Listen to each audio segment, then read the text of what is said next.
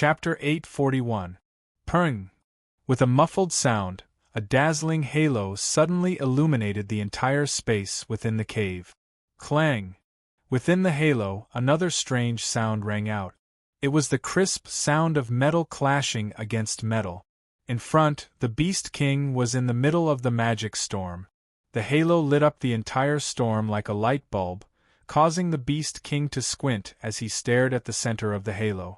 Although there was no way to see the situation within, the Beast King could sense the strange ripples within. That was the power of the realm. Is he using the power of the realm again? The Beast King's face was filled with a troubled expression. Then, he ruthlessly dug his sharp claws into the magic storm and slashed with all his might. For a moment, the entire magic storm stopped. Then, there was a continuous whooshing sound as the storm spun in the opposite direction at an even faster speed. Then, snake shadows formed by magic power continuously formed from the storm. They raised their heads, hissed, and shot out explosively, engulfing the center of the halo in all directions. Clang, clang, clang, clang, clang. The overwhelming number of snake shadows poured down like rain and rushed into the halo, causing a series of crisp sounds to ring out in the dilapidated cave. Hearing this strange sound, the Beast King knew that his attack had failed once again. His entire face darkened as hatred flashed in his eyes. His entire body shook. Within the storm, an even more majestic magic ripple spread out and fused into the spinning storm. The storm instantly expanded a little. The boundless magic that filled the sky suddenly intertwined with each other and formed a huge beast shadow. Floating in the center of the storm, the Beast King's expression was cold as he pointed his finger at the halo below and shouted coldly, "Beast attack!" Roar. The beast shadow raised its head and roared. As if it had a life of its own, its huge body directly turned into a beam of light. As if it had pierced through space, it appeared above the halo in a flash. Roar. In the next moment, the beast shadow flew into the halo, causing a series of ripples. Wherever it passed, the halo instantly collapsed. It was clearly light, but it shattered like glass and rushed straight into the center. Seeing this, the Beast King was overjoyed. However, just as he was about to rejoice, a beautiful jade-green halo quietly emerged from the beast figure. Then, it slowly dissipated. It was like an exquisite lotus flower that was blooming. The emerald light was entwined in it, and it was breathtakingly beautiful. However, the Beast King's expression changed when he saw this beautiful scene. Under this astonishingly beautiful halo, a destructive and violent energy was leaking out. The moment the lotus blossomed, the beast shadow also charged in fiercely. It collided with the center of the lotus halo. Boom! An earth-shattering explosion resounded in the sky. The walls of the entire cave collapsed, revealing the rocks in the mountain range. A huge hole was blasted in the ceiling of the cave. If someone were to look from the outside, they would see that the center of the barren mountain that contained the cave was completely ventilated, and the entrance of the cave went straight to the top. It shone into the sky.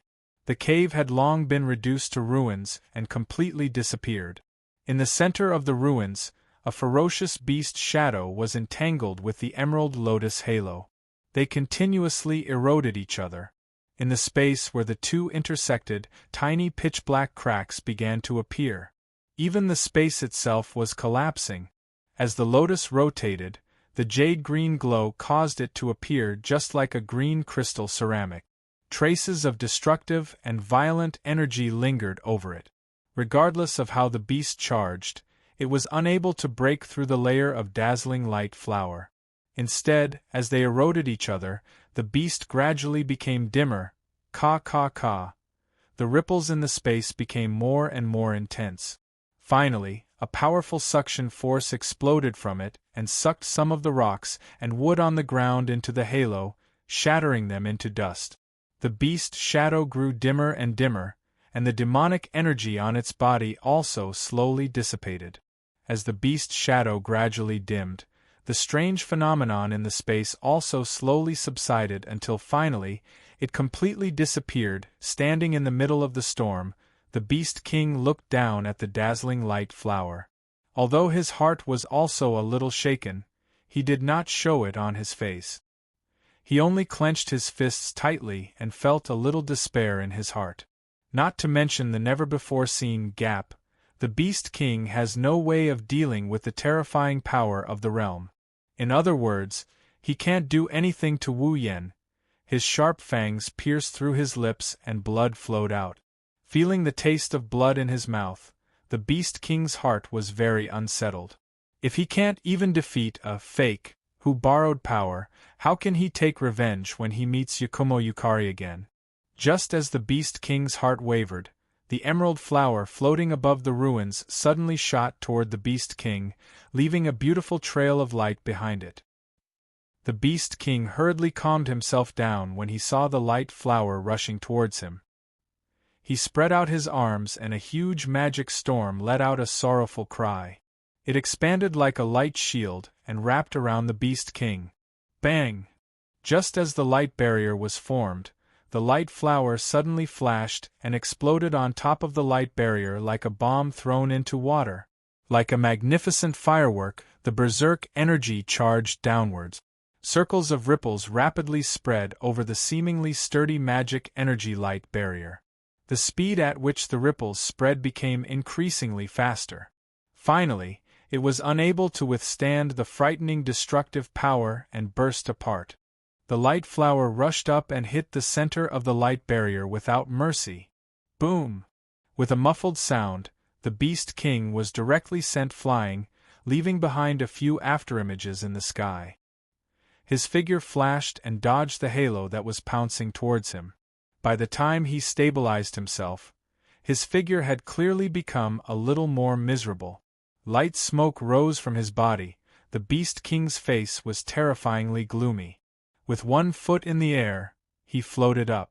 Demigods have the ability to fly on their own. The collapse of the cave gave the Beast King more space to move around. He lowered his head and looked down at the light that had yet to dissipate. His ferocious beast eyes turned vicious. "Don't you plan to come out?" The Beast King's voice was terrifyingly cold. "Then I'll beat you out."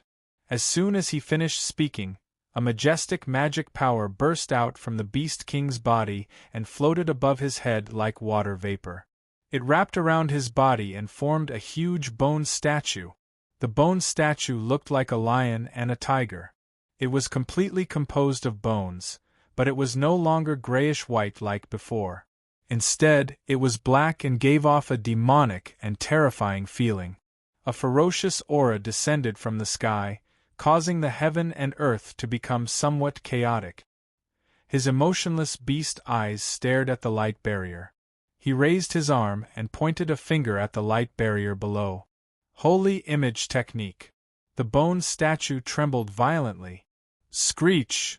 As if it had come back to life, a sharp beastly cry rang out and reverberated in the air.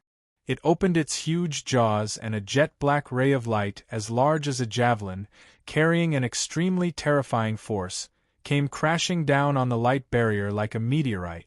As if it had enveloped the heaven and earth, the strange jet-black ray of light caused the light barrier to tremble slightly. Within the light barrier, Wu Yen, who had his eyes closed, suddenly felt a sense of danger. Without hesitation, his figure flashed to the back. A pitch-black crack with eyeballs opened in the void behind him and swallowed him in. Then, it closed abruptly and disappeared. Boom! Almost at the same time, the strange jet-black ray of light descended from the sky and landed heavily on the light barrier. Suddenly, a strange sizzling sound rang out from within. On the light barrier, a huge hole suddenly appeared. Around the hole, wisps of jet-black flames burned slowly, burning the entire light barrier cleanly like firewood. In midair, Wu Yen appeared and stared at the wisps of extremely faint jet-black flames. He was a little surprised. The strange flames, which seemed to have spread out from the depths of hell, carried a sinister and chilling aura. This was the source of the sense of danger that Wu Yen had felt earlier. Seeing Wu Yan's surprised expression, a smile finally appeared on the Beast King's face. Then, it suddenly disappeared. With a point of his finger, another jet-black ray of light shot out from the bone statue behind him. Like a black python, it shot out as fast as lightning, bringing with it a series of low sonic booms that resounded throughout the sky as it attacked Wu Yan. Chapter 842. The strange black light caused Wu Yan, who was floating in the air, to frown. His purple eyes wavered slightly. He could feel that there was an extremely terrifying force slowly working within the black light. It could be said that it was the most powerful force he had ever seen in his life. If he was hit directly by it, even with his current strength, he would be seriously injured. There was a limit to the use of the realm power. If he used the realm of being and non-being to deal with this force, it would definitely work. However, it would take a lot of time. During this time, the Beast King could take the opportunity to attack. Dodge under his feet, a crack flashed out. Wu Yan quickly descended and disappeared into the crack. Seeing this, the Beast King could not help but sneer. Dodge? How long can you dodge? Wu Yan, who was hiding in the crack, did not seem to hear the Beast King's mockery. He used the crack to the extreme. In the sky, cracks constantly flashed out and covered the entire sky in an instant. However, as soon as the gap appeared, the strange black light that followed directly collided with it. Black flames ignited and burned the gap into nothingness. This flame could burn space. Wu Yan, who had flashed out of the crack, was shocked. At this moment, the strange black light turned around and shot towards him. Wu Yan's face turned serious. He waved one hand. The fluctuation of the realm power appeared in his hand and went towards the black light. However, as Wu Yan expected, although the black light was fading, it was still rushing towards him. It was not that it was ineffective, but that there was not enough time. The black light flew past quickly and kept fading. However, it did not stop at all. It was still rushing towards him. Looking at the black light flying towards him, Wu Yan had a serious look on his face. Hiding like this is not the way to go. Wu Yan's mind turned quickly. He had the realm power. He could deal with this extremely unusual attack. However, it would take time to destroy it. Or perhaps, he could use the realm power. He could create an attack that was stronger than it. In the purple eyes, a thoughtful light flashed in them. Wu Yan clenched his left hand and the realm power emerged. Immediately, a gust of white flame appeared and surged in his hand. It rose and burned. Within it, a terrifying temperature suddenly took effect, causing this part of the world to become extremely hot. Fire! The Beast King was stunned and frowned. Is it the realm power again? The Beast King harumphed coldly. He had already developed a bit of hatred for the power of the realm. No matter what you do, I will not hesitate. The Beast King waved his claw. The speed of the huge, strange black light increased sharply and rushed towards Wu Yan. However, Wu Yan did not even raise his head. He leaped back and dodged far away. On his palm, the white flame burned slowly and became more and more intense. The temperature within it also became more and more terrifying. It was as if a large rock had been thrown into a calm lake. Spatial ripples spread out from the center of the white flame. Under the scorching temperature, the atmosphere suddenly became violent. When the white flame burned to the size of a millstone, Wu Yan's figure finally stopped. He raised his head and looked at the Beast King in front of him. On his palm, the dense white flame suddenly transformed into a fiery glow and shot towards the strange black light that was heading towards him. The space shook violently. Pitch-black spatial cracks split open along with the white flame. It was as if ink had been spilled on a piece of paper. It drove the atmosphere of this part of the world, and a fierce wind suddenly rose. Heaven and earth also became violent. The Beast King's expression changed violently. A sense of horror welled up in his heart. Within the white flame, he truly felt an extreme sense of danger. It was the same feeling that his attack had given Wu Yan. The Beast King stared fixedly at the white flame that cut through the sky, bringing with it countless turbulent air currents and spatial cracks. The Beast King's expression was extremely serious. He waved his claw, and the black light that swept across the sky flew back like lightning and burrowed into the huge bone statue behind him. As the strange black light burrowed into the huge bone statue suddenly became much more solid. The terrifying aura that permeated the air also became more and more intense. A vein popped out on his forehead as the Beast King roared. Holy image technique. Full power. Screech! Behind him, the bone statue raised its head to the sky and let out a sharp beastly cry. The pitch-black light expanded greatly. The vigorous black light squirmed on the bone statue for a moment. A moment later, all of it condensed into its mouth, forming a vortex that resembled a black hole. A terrifying magic fluctuation swept out from the black vortex, also stirring up the surrounding atmosphere and rolling into a whirlwind. The temperature was the exact opposite of the scorching heat brought about by the white flame. The black vortex caused the temperature of heaven and earth to continuously drop. Roar! The Beast King's expression was ferocious. With a roar, the black vortex on the bone statue suddenly shot out like a cannonball. A stream of white flames streaked across the sky.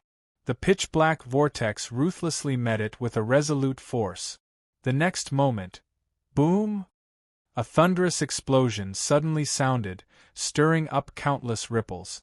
The airflow that the two brought along with the enormous sound wave seemed to have substance as it crazily poured down from the sky. The wild and ferocious fluctuations stirred up the dark clouds in the sky until they began to churn. Amidst the explosion, the pitch-black vortex quietly exploded. Without any sound, it turned into pitch-black flames that surged out. Together with the white flame, it was like a huge wave in the sea, crashing into each other with a loud bang. The entire sky had turned into a world of flames in an instant. White and black filled the entire sky, dividing it into two halves. In the white sea of fire, the temperature rapidly rose, while the black sea of fire crazily froze the air. The two waves of fire covered the sky at this moment, and the thick layer of dark clouds was actually evaporated into nothingness. The white and black waves of fire spread out, burning each other towards their respective masters. Wu Yen and the Beast King's expressions changed.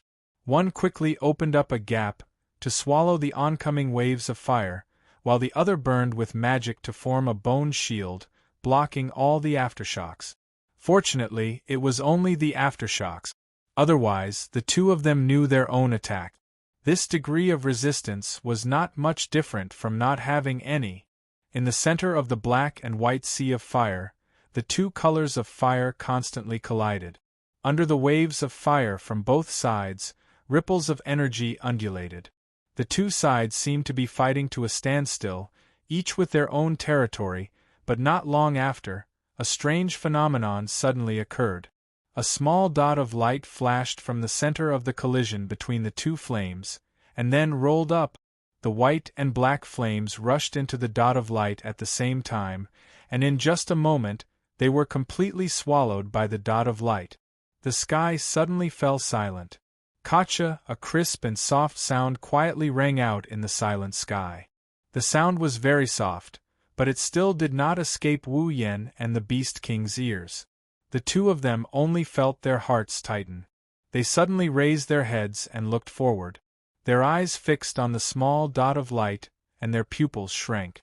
There, a small spatial crack was spreading around the dot of light. The crack was not conspicuous, but with Wu Yen and the Beast King's eyesight, they could see it clearly. The moment they saw it, their faces changed dramatically. This was because they could faintly sense a destructive force fluctuating in the dot of light. Kacha, kacha, kacha, the dot of light trembled, and as it trembled, the small spatial crack also spread wider. The faint kacha kacha sound slowly rang out, and in the end, it was almost a continuous sound. Could it be? A thought came to their minds. Wu Yen and the Beast King's hearts jumped, and they quickly retreated. The moment they retreated, the dot of light stopped. Boom! A terrifying spatial storm, accompanied by white and black flames, surged out from it. It expanded at an unimaginable speed, and engulfed the retreating Wu Yen and the Beast King. A roar devastating the world. Chapter 843. Woo Woo. The sharp sound of the wind was like the sound of a siren. In the sky, the black space storm was like a circle of shock waves, wildly flashing in all directions. The white flames and the black flames were driven by the space storm and turned into flaming meteors. They either rose up and shot into the air, or swept away and exploded in all directions. Some fell down and smashed into the ground. In the surroundings, the trees that had been standing for God knows how many years were blown away like chopsticks by the wind. Some of the trees that were hit by the two colored flames were directly turned into ashes in an instant. This was still the best. The trees that were blown away by the spatial storm were crushed without even a sound, as if they had never existed in the first place. How terrifying! The barren mountain that originally contained the cave had been completely turned into a pile of gravel, scattered on the ground like rubbish. The intact open space was like a dry wasteland, inch by inch cracking. The water in it had already dissipated under the effect of the flames. It was likely that it would be a matter of hundreds or thousands of years before it would be restored to its original state. The two different colored flames flowed along with the spatial storm in midair, making people wonder if it would continue like this forever. Fortunately, it didn't seem to have any intention of continuing to stay in this world. Although it was still wreaking havoc, compared to the beginning, its scale was already much weaker. On the other side of the white and black sea of fire, in midair, a crack full of eyeballs opened up, spitting out a figure. If one looked carefully, they would find that before the figure came out, the figure stumbled for a moment, looking quite embarrassed. It seemed that, before entering the crack full of eyeballs, he was in a hurry. Standing on the side of the crack without flames and the space storm, Wu Yen slightly raised his head, exposing his face to the air. He was panting slightly, his face slightly pale. After using such a powerful move like the white flames, even with the omnipotence of the realm power, he could not bear it. Although its power was terrifying, at the same time, its consumption had reached a frightening level. Wu Yen could even feel that the demonic power that he had because he was in Purple's red jade mode was a little weak at the moment. He raised his gaze and looked straight at the raging dual-colored sea of fire and the spatial storm. Wu Yan's purple eyes still had a trace of lingering fear. If he didn't escape in time, even if he didn't die, he would have lost a layer of skin. Wu Yen did not relax just because he escaped. After all, the spatial storm was too terrifying. His white flames and the Beast King's black flames were equally powerful. Wu Yen did not want to be pulled into the storm again because of a moment of relaxation. He took a few deep breaths. After calming his breathing, Wu Yen narrowed his eyes and looked at the weakening spatial storm and sea of fire. How is the Beast King? Kacha, in front of him, the spatial cracks were still spreading rapidly, covering every corner of this space. The dual-colored sea of fire stirred up waves after waves, although it was gradually dimming. However, its power did not decrease by much. In this world of spatial storms and dual-colored flames, even a peak Type 9 powerhouse would not be able to return alive if they entered. Boom! Suddenly, from a corner of the area, a loud and clear sound of something crashing could be heard. It sounded like a mountain had cracked open. Wu Yan's expression stiffened. A black light shot out from it, and then there was a bang sound. It blew away the surrounding spatial storm and sea of fire. The spatial storm and sea of fire that covered the sky and earth spread out in all directions at an extremely fast speed. The shocking energy of the storm and the varying temperature of the sea of fire cut many spatial cracks in the process of spreading out. As they spread out, they were mixed with fierce air wave. Once again, the entire ground was plowed. Wu Yan's purple eyes stared at the place where the strange sound came from. Some sparks flew past him with sharp winds, but it did not distract him in the slightest. He just continued to watch like this. Vaguely, Wu Yan saw a dense flow of demonic energy surging from that corner. A moment later, the flow of demonic energy suddenly contracted and then expanded. Then, a figure pushed by the flow of demonic energy flashed out like lightning and stood in front of him. It was the Beast King. However, his appearance had changed greatly. The beast's skin clothes on his body had become tattered, and his hair was curled up, emitting wisps of smoke. The skin on his body was slightly charred, and his face was completely covered by a pale white color. A trace of blood dripped from the corner of the Beast King's mouth, dripping onto the bone statue that had wrapped around him at some point in time. It added a bit of red to the pitch-black bones. It was obvious that the Beast King was not as capable as Wu Yan, who could use the gap to escape the spatial storm and the dual-colored sea of fire. He had completely withstood the attack this time. Wu Yan's eyes turned cold. His body moved, and a gap appeared and swallowed his body. When the gap appeared again, he was already behind the Beast King. Chi! At the same time the gap appeared, a sharp black light shot out from the bone statue towards Wu Yan, who had just come out of the gap. Wu Yan sneered. He pointed his finger, and a gap appeared in front of the black light. Bang! The sound of a collision rang out, and the dark light turned into pitch-black flames that burned the gap into nothingness. The gap had only blocked the dark light for less than a second. But that 1 second was enough. Wu Yan pointed his finger again, and a beam of light shot out from the tip of his finger. Like a cannonball, it slammed into the Beast King's figure in the bone statue. Bang! When the light beam exploded, the violent impact caused the Beast King to let out a muffled groan. It could no longer stabilize its body and fell down, heavily smashing into the ruins of the ground. Pfft! The Beast King spat out a mouthful of blood. The unusual pain caused him to clutch his chest, and his mind went blank. Before he could regain his senses, a crack filled with eyeballs opened up beside him. Holy statue! Alarm bells rang in his heart, causing the Beast King's consciousness to be pulled back in advance. He let out a low roar, and the bone in the sky swayed and disappeared in an instant. When it reappeared, it had already protected the Beast King in the pitch-black bone. Bang, bang, bang, bang! At the same time, a few black and white balls of light smashed into the bone statue, causing a cloud of dust to rise. But the Beast King was not harmed. Wu Yan's face did not show the slightest bit of surprise. He closed his eyes, and his palm gently reached forward. His body flashed forward, and he appeared in front of the bone statue. The corners of his mouth curled into a cold smile. His palm gently pressed against the pitch-black body of the bone statue. The Beast King's pupils slowly shrank to the size of a needle. In the next second, a voice slowly rang out, "The realm of being and non-being." As the voice fell, a strange wave of energy rose from the area where Wu Yan's palm and the bone statue's body touched, and it took effect on the bone statue. Clang! A strange sound was emitted along with the energy wave. It reverberated like a ripple.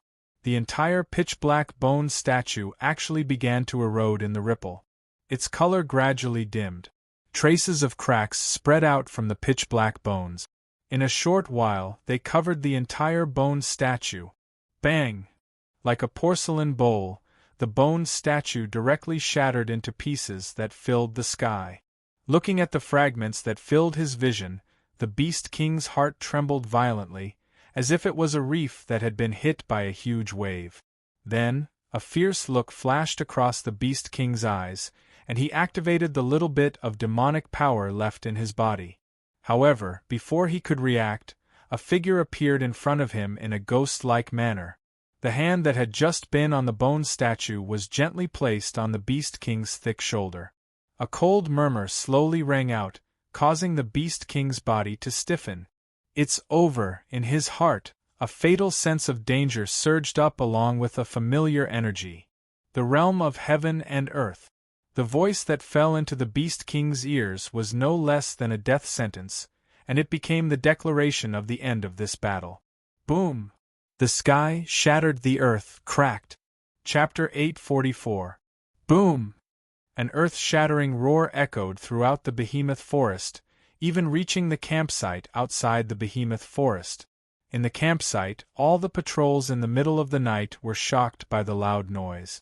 They reflexively raised their heads and looked towards the source of the sound. They were completely dumbfounded. Not to mention them, even the guards who were startled awake by the noise and walked out of their tents to check the situation were also stunned on the spot. They all looked into the distance in a daze, disbelief, and shock. Countless emotions surfaced on their faces and eyes. What did they see? It was like the end of the world. Was this a dream?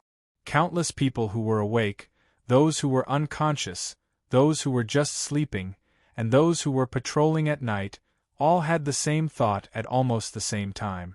Their faces were filled with absent-mindedness. In their field of vision, the sky was still slowly shattering. They could also feel the ground trembling slightly.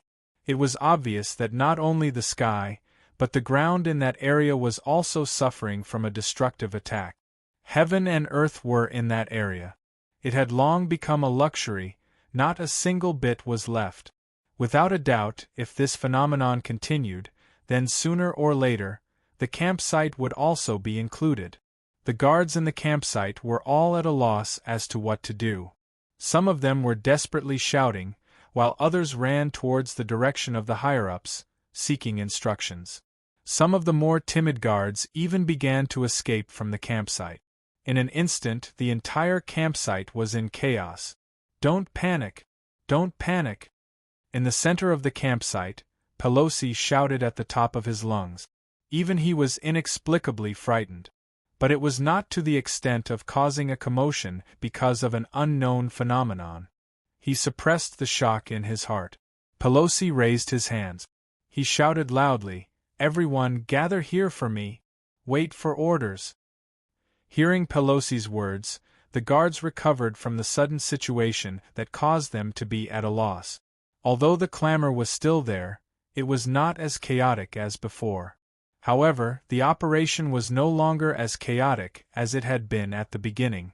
People continued to gather in the open space in the central area, waiting for the higher-ups to make arrangements. Seeing this, Pelosi heaved a sigh of relief. He raised his head and glanced at the shattered world, then glanced at the void hanging in the sky. A drop of cold sweat dripped down his forehead, and his entire back was drenched. His heart was wrapped in a chill, and Pelosi couldn't help but shiver. What the hell is going on here? Pelosi could not understand. Pelosi bitterly shook his head. He felt that ever since Wu Yen and the others came to the campsite, the daily here had disappeared. Many things were out of his control and beyond of his ability. This made Pelosi felt for the first time. He felt that he, as a peak of the 8th rank, was not all that. What Pelosi did not know was that in the battle that caused the sky to shatter, he, as a peak of the 8th rank, was nothing. Clenching his slightly pale hands, Pelosi once again took a deep look at the sky. After which, he walked towards the Thunder King's tent. Pelosi was destined to end up empty-handed as the Thunder King was no longer in the tent. The shattered sky attracted the attention of the people in the campsite. It did not escape the eyes of Shoujo, Mikoto, Shoujo Misaki, Kotori, and the others. The girls came out of their tents and looked at the scene of the apocalypse. Even they were shocked. Too scary. Looking at the black hole hanging in the sky, Hinajuku couldn't help but mutter. The sky shattered? Isn't that terrifying? What the hell is going on? The fearless Mikoto shrunk her neck in fear. Did something happen in the giant beast's forest that gave us a headache? Shoujo Misaki narrowed her eyes and exchanged glances with Kotori. Both of them seemed to be deep in thought, causing the girls around them to be confused. From the looks of it, you two seem to know something. Kurumi stood on her toes and tilted her head. Not really. Shoujo Misaki sighed. I just have a feeling that it's not a natural phenomenon, Mikoto rolled her eyes and retorted.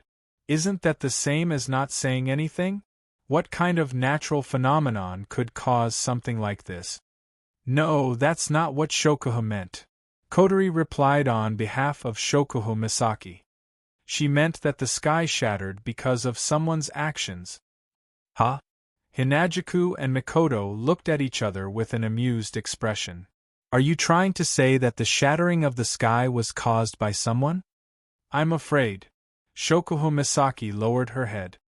I think so, Kotori said with uncertainty. Hey, are you two joking? Kinuhata Sai was the first to react. Is there really someone who can shatter the sky? I think so too. Mikoto furrowed her brows. I don't believe anyone can do that, even if it's a demigod, unless. Shoujo laughed bitterly. Unless it's a celestial. But celestials don't exist anymore, right? Frenda hit the bullseye. That's the same as not saying anything. The girls laughed bitterly. Indeed, they have been discussing this for so long and there's no way they can come up with anything. Unless they go there and take a look, the girls raised their heads and looked at the sky that was still filled with debris. The thought was extinguished in less than a millisecond. Kotori suddenly noticed something. Ikaros, who was standing behind everyone, was looking at Wu Yen with her indigo eyes. In her eyes, a data box was floating back and forth. It was very unstable. What's wrong? Ikaros didn't turn around. She was still looking at the sky, but the answer that came out of her mouth shocked the girls. Master is there. What did you say? The girls were shocked. Mikoto screamed. You said that guy is there? Ikaros! Shokuha Misaki's expression turned serious. Can you sense Xiaoyan's presence? Ikaros shook her head. I don't know, but I know that Master is there. The girls looked at each other in confusion, but they didn't doubt her words. They knew Ikaros wouldn't lie, especially when it comes to Wu Yen. I'm afraid Ikaros is right. Kotori gritted her teeth. Her red eyes flashed with panic. There's no way Oniai-san didn't notice such a huge change, but he still hasn't shown up. The only explanation is that he's there. Master is really there. Astria's hands moved. Toka asked in a panic. Shoujo is fine, right? No way. Shokuha Misaki denied it. If something happened to him, we would be dead already. Let's go, Mikoto said. Let's go take a look. The girls nodded without hesitation. They forgot that they didn't want to go take a look. It was at this moment that a cool breeze blew over from afar, heading toward where the girls were. By the time the breeze dissipated, the Thunder King, who was carrying Marcus with one hand, appeared from within. Great! You're all here. Without waiting for the girls to speak, the Thunder King took the initiative to shout. Quick! Come with me to support the little guy. Lei Wang confirmed Wu Yan's whereabouts. The girls nodded and followed Lei Wang. They rushed towards the shattered sky in the behemoth forest. Chapter 845. The shattered sky isn't just shocking to look at. Only those who are in this world would know that there is a terrifying power comparable to a spatial storm here. Just as the people in the campsite had imagined, if the sky continued to shatter, by the time it reached the campsite would have no choice but to disappear. Unfortunately, the master who shattered this world doesn't have that much power. At a certain moment, the speed of the shattering of the sky started to slow down. Although it's not easy to notice, it is indeed gradually stopping until it completely stops. Under the empty black hole, the rain-like fragments from the shattered sky also slowly disappeared. The terrifying power contained in them gradually dissipated, and together with the things in the sky, they were crushed into nothingness. Then, the sky returned to normal.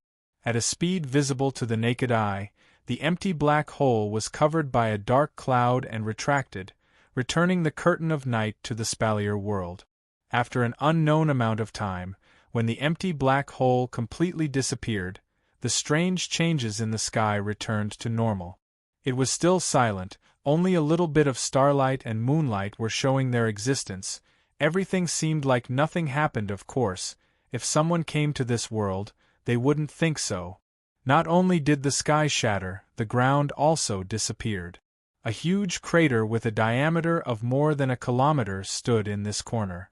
It's as if the entire behemoth forest was dug out alive.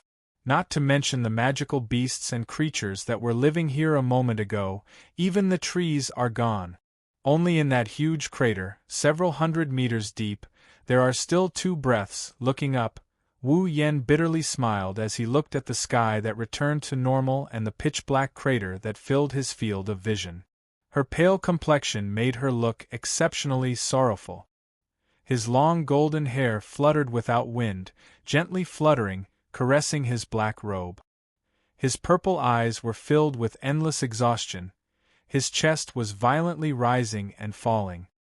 His rough breaths turned into hot breaths in this world that has returned to normal, showing his master's current state. He sensed the little Yao energy left in his body. The bitter smile on Wu Yan's face also turned into helplessness. Before he used the realm of heaven and earth, he had never thought of playing with such power, but in the end, he almost collapsed from playing with it. With infinite arms refinement, even if it's an unfamiliar power, he can perfectly control it. The same goes for his realm power. Under these circumstances, in Yukari's red jade mode, Wu Yen can be considered a Yakumo Yukari. At least, that's what Wu Yen thinks. But that wasn't the case. Being able to perfectly control one's abilities did not mean that one would be able to fight perfectly. No matter what, Wu Yen himself was only a little fellow at the peak of the 8th step. Even though he had grasped the power of a demigod, he was still unable to adapt to it. As a result, even though there were no problems during the battle, Wu Yen did not fully understand what kind of power the realm of heaven and earth possessed. In a situation where he didn't understand the power of the skill, in order to guarantee that he could defeat the Beast King, Wu Yen had no choice but to go all out. In the end, it led to the current situation. He took a deep breath. Wu Yen lowered his head and looked at his feet. The Beast King was lying there, only the last bit of clothing was left on his body. Everything else had been reduced to ashes. His skin had already rotted away. Strands of blood sprayed out from his body as if they were free of charge, dyeing him into a blood-soaked man. Not much muscle was left on his face, and all the blood in his body was boiling due to the pressure and the friction with the atmosphere. The right side of his body was almost unrecognizable, and not a single bone was intact. Other than that, one of his arms and two of his thighs disappeared from his body. There was not a single part of his body left untouched. Even so, the Beast King's chest was still rising and falling at an almost imperceptible rate, proving that he was still alive. After withstanding the impact of the spatial storm and the dual flame sea, and withstanding the realm of heaven and earth, the Beast King was still alive. One had to admit that demonic beast's vitality was very strong, and even though it couldn't compare to the true ancestors of vampires, it was still much stronger than humans. This was especially true for the Beast King, who stood at the peak of demonic beasts. His vitality was already stronger than the average immortal vampire. However, his powerful vitality combined with his appearance made it seem like he was struggling at death's door. Looking at the Beast King lying at his feet and vomiting blood, Wu Yen couldn't help but sigh. Before this, Wu Yen had always held a grudge against the Beast King who forced him and the girls around him into a desperate situation. Otherwise, he wouldn't have chosen to use the bloodline ability with a time limit to fight the Beast King. But now, seeing the Beast King in such a state, Wu Yen didn't know why, but for some reason, he couldn't bring himself to hate the Beast King anymore. Was it because he had already taken his revenge? Or was it because he didn't bring it with him when he was born, and he didn't bring it with him when he died? His long golden hair flowed in circles, making him look very elegant. His purple eyes looked at the twitching Beast King at his feet, and Wu Yen closed his eyes. This way we don't owe each other anything. Perhaps because he heard Wu Yan's voice, the Beast King dragged his broken body and raised his head with great difficulty. A pair of unfocused eyes stared at Wu Yan's face, and he suddenly laughed out loud. Ha ha ha ha ha ha ha! Blood clots flowed out from his throat, and boiling blood flowed from the wounds all over his body. His face, which didn't have much muscle left, twitched, probably because of the pain. Even so, the Beast King couldn't stop laughing, and he couldn't stop laughing. His laughter was unexpectedly sad and crazy. Wu Yan quietly looked at him, not saying a word. His purple eyes were as calm as an ancient well, and when the Beast King saw this, he couldn't suppress the anger in his heart. This again, this again, this again. The words that were filled with resentment were forcefully squeezed out of the Beast King's mouth along with fresh blood as it roared out. Yakumo, this face, you too, this face. The Beast King's body trembled more and more, and he used all his strength to shout out a complete sentence. Don't act like you're the victor in front of me. I'm not dead yet. Hearing this, Wu Yan looked at the Beast King's eyes and coldly said, But you've already lost. I merely borrowed that woman's strength. The Beast King squeezed out his resentful voice intermittently as if he had reached his limit. His body was no longer trembling as he laid there, but his chest was rising and falling more and more violently. Wu Yan was silent, and then he bitterly laughed. Raising his hands, Wu Yan looked up and whispered, You're right, I just borrowed Yukari's power, it's not a true victory. The Beast King didn't say anything, he just looked at Wu Yan with cold eyes. Wu Yan, who was immersed in his memories, in his mind, the first time he came to the Spalier world, the first time he entered a dungeon, the first time he summoned a character, the first time he met the girls, and the memories of his adventures with the girls kept replaying. As the memories replayed, Wu Yan gradually lost his mind. Whether it's now or in the past, I've always borrowed the power of the people around me. Without them, I would have died. The Beast King suddenly clenched his hands, and his absent-minded face suddenly became firm, startling the Beast King who was staring at Wu Yan. I know I've always been weak, because I can't leave them. Looking up, Wu Yan's eyes flashed with an indescribable light. That's an expression the Beast King would never understand. That's why I need to keep getting stronger, until one day, it's my turn to lend my power to them. I'll keep getting stronger. Wu Yan glanced down at the Beast King who was still in a daze. Beast King, you're really strong in this world. There are only 5 people who can compare to you, and I, one day, will climb to the top. But, by that time, you won't be able to see it. Opening his eyes slightly, Wu Yan raised his hand. A trace of power was gathering on it. I hope we won't be enemies in the next life. Saying that, Wu Yan's hand fell on the Beast King's chest. Chapter 846. Just as Wu Yan's attack was about to land on the Beast King's chest and deliver the final blow, the Beast King, who was lying on the ground, suddenly opened its eyes. Bang! With a muffled sound, strands of demonic energy emerged from the Beast King's body. Immediately after, the soil on the ground where the Beast King was lying suddenly rippled and surged up like a tidal wave, completely covering the Beast King's battered body within. This scene was exactly the same as when the Beast King had escaped from Purple's clutches. The sudden change startled Wu Yan and his eyes turned icy cold. Trying to escape? It's not that easy. His palm, which had been gathering power, and was about to land on the Beast King's chest, suddenly flashed with the power of his realm. Mobilizing what little demonic energy he had left, Wu Yan slammed his palm on the soil that covered the Beast King. The realm of being and non-being. With the power of his realm activated, Wu Yan's palm slammed down like a 1,000-pound hammer, completely wiping out the soil in front of him. Then, with a loud boom, a figure shot out from the soil and stopped in midair for 1,000th of a second. Then, it turned into an afterimage and shot into the distance. Looking at the afterimage that shot into the sky, Wu Yan's face was full of ridicule. With a move of his feet, a crack filled with eyeballs appeared with a tearing sound. The power of the spatial gap was all-pervasive. After entering the spatial gap, Wu Yen could freely choose to open the spatial gap at any place and achieve the effect of teleportation. The Beast King's escape was of no use at all. As this thought flashed through his mind, Wu Yen was just about to enter the spatial gap and chase after the Beast King. However, before he could enter, the spatial gap under his feet trembled and closed on its own, disappearing without a trace. Wu Yen was stunned and his face was full of astonishment. He had yet to react to what was going on. It was engraved on the 3 Magatama engravings on his chest. The 3rd Magatama engravings, which had been maintaining a faint glow, suddenly dimmed and returned to its tranquil state. Almost at the same time, Wu Yan's long golden hair began to shrink at a speed visible to the naked eye. Her golden hair was still fading on one side.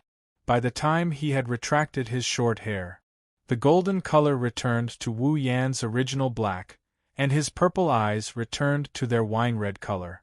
The duration of the red jade mode had passed. His strength as a demigod fell rapidly, only stopping when he reached the pinnacle of the 8th rank. Feeling the return of his familiar body, Wu Yen did not have the slightest joy. Instead, he secretly cursed. Of all times, he just had to come at such a crucial time. Seeing that the Beast King was about to escape from his line of sight, Wu Yen didn't have much time to think. He roused the undamaged mana in his body and used spatial teleportation to appear on the horizon. However, there was still a considerable distance between him and the Beast King, who was flying away at an extremely fast speed. Although the spatial manipulation magic was miraculous, it was still somewhat lacking compared to the elusive spatial rift. If Wu Yan's strength was still at the demigod rank, it wouldn't be impossible for him to win against the spatial rift. However, the current Wu Yen was only at the peak of the 8th rank. Naturally, the spatial rift did not have such a powerful effect. Although he felt helpless about this fact, Wu Yen still roused his mana and continued to teleport in the direction of the Beast King. No matter what, even if he didn't have the powerful movement range of the spatial rift, with teleportation and flight, it was only a matter of time before he caught up. Looking at that broken figure, Wu Yan's eyes flashed with a cold light. You can't escape.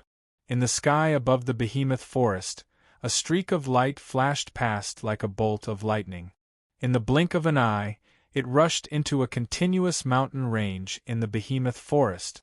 Pushing his speed to the limit, the Beast King also increased his speed to a rather terrifying level. As his figure flashed, his expression was incomparably gloomy. Although he was heavily injured with the Beast King's strength, how could he not have noticed Wu Yan's pursuit? His heart filled with hatred, the Beast King suddenly felt a sense of danger. At the same time, he also noticed Wu Yan's current rank. His figure paused, but he quickly flew away again. His rank has dropped to the peak of the 8th rank. It seems that the power Yakumo Yuzi lent him has been used up. The Beast King's mind spun rapidly, but his speed did not decrease at all. Like a meteor streaking across the sky, he disappeared into the horizon. In my current state, I should be able to win against him at the peak of the 8th rank. But that fellow's methods are very clever. If he dares to chase after me, he must have some kind of trump card. It's best not to take the risk. Just as the Beast King was muttering to himself, a strange whistling sound suddenly came from not too far away, causing the Beast King's body to come to a sudden stop. Looking up, his eyes narrowed slightly as he fixed his gaze not too far away. There, a black-robed Wu Yen was floating in the air, his wine-red eyes looking at the Beast King with a hint of mockery in them. This despicable brat, what a terrifying speed! The Beast King sucked in a breath of cold air. After a moment of hesitation, his broken body shook violently and turned into a streak of light, flying wildly in another direction. Wu Yen frowned. He took a step forward, and when he was about to teleport again, the space around him started distorting and a bone sword materialized out of thin air. Seeing this, Wu Yan's body stopped moving. Bright lightning immediately crackled and surged out of his body. As the lightning surged out of his body, the clouds in the sky gradually darkened. Then, he stretched out his hand and grabbed forward. Lightning flashed, and a long spear condensed from lightning appeared with a sizzling sound. Almost in an instant, a wave of energy swept out from the front. The bone sword that appeared out of thin air brought with it a whistling sound as it violently pierced towards Wu Yen. "It's not a fight but a hindrance?" Seeing that the demonic energy on the bone sword was not very strong, Wu Yen immediately understood the Beast King's plan. The lightning spear in his hand carried an unparalleled amount of blue and white electricity, crackling non-stop. Then Wu Yen threw it out fiercely. Ding! The crisp sound of collision resounded throughout the entire sky. Hearing this sound, the Beast King's body rushed out like a ray of light. He didn't even know how far behind he was. He didn't even turn his head as he fled with all his might. I never thought that there would be a time when I would be chased by a peak level 8 ant. Gritting his teeth, the Beast King's face became a little ferocious. Because of the change in his expression, the Beast King's face started to bleed, but he didn't notice. The killing intent and hatred in his heart had long surpassed the pain. But the Beast King didn't slow down in the slightest. His body streaked across the sky, and in the blink of an eye, he disappeared into the forest. This desperate escape continued for more than 10 minutes. Finally, the Beast King's speed started to slow down. The demonic energy supporting his rapid flight was already showing signs of exhaustion. At this moment, the Beast King's broken face was incomparably pale. The blood in his body flowed even faster. One of his severed arms and 2 of his thighs were dripping down like water. If the Beast King wasn't a magical beast and a human was in his place, even if he wasn't killed by Wu Yen, he would have died from excessive blood loss. The Beast King gritted his teeth and continued to fly forward. He had already seen Wu Yan's speed just now. It was extremely terrifying. If he stopped, it wouldn't take long for him to catch up to him. This thought flashed through his mind. Just as the Beast King was about to continue flying, a voice that he hated to the bone and that made his heart tremble with fear rang out behind him. "I said, you can't escape." The Beast King trembled all over and subconsciously turned his head. A moment later, in a space not far behind him, Wu Yan's figure appeared. Seeing this scene, the Beast King's pupils shrank. "That's teleportation?" The Beast King finally understood how the other party was able to catch up to him with just the strength of a peak level 8. Gritting his teeth, the Beast King fiercely swung his only remaining arm. Immediately after, 4 bone spears that shone with a cold light appeared around his body. Under the control of the Beast King, they shot towards the figure behind him.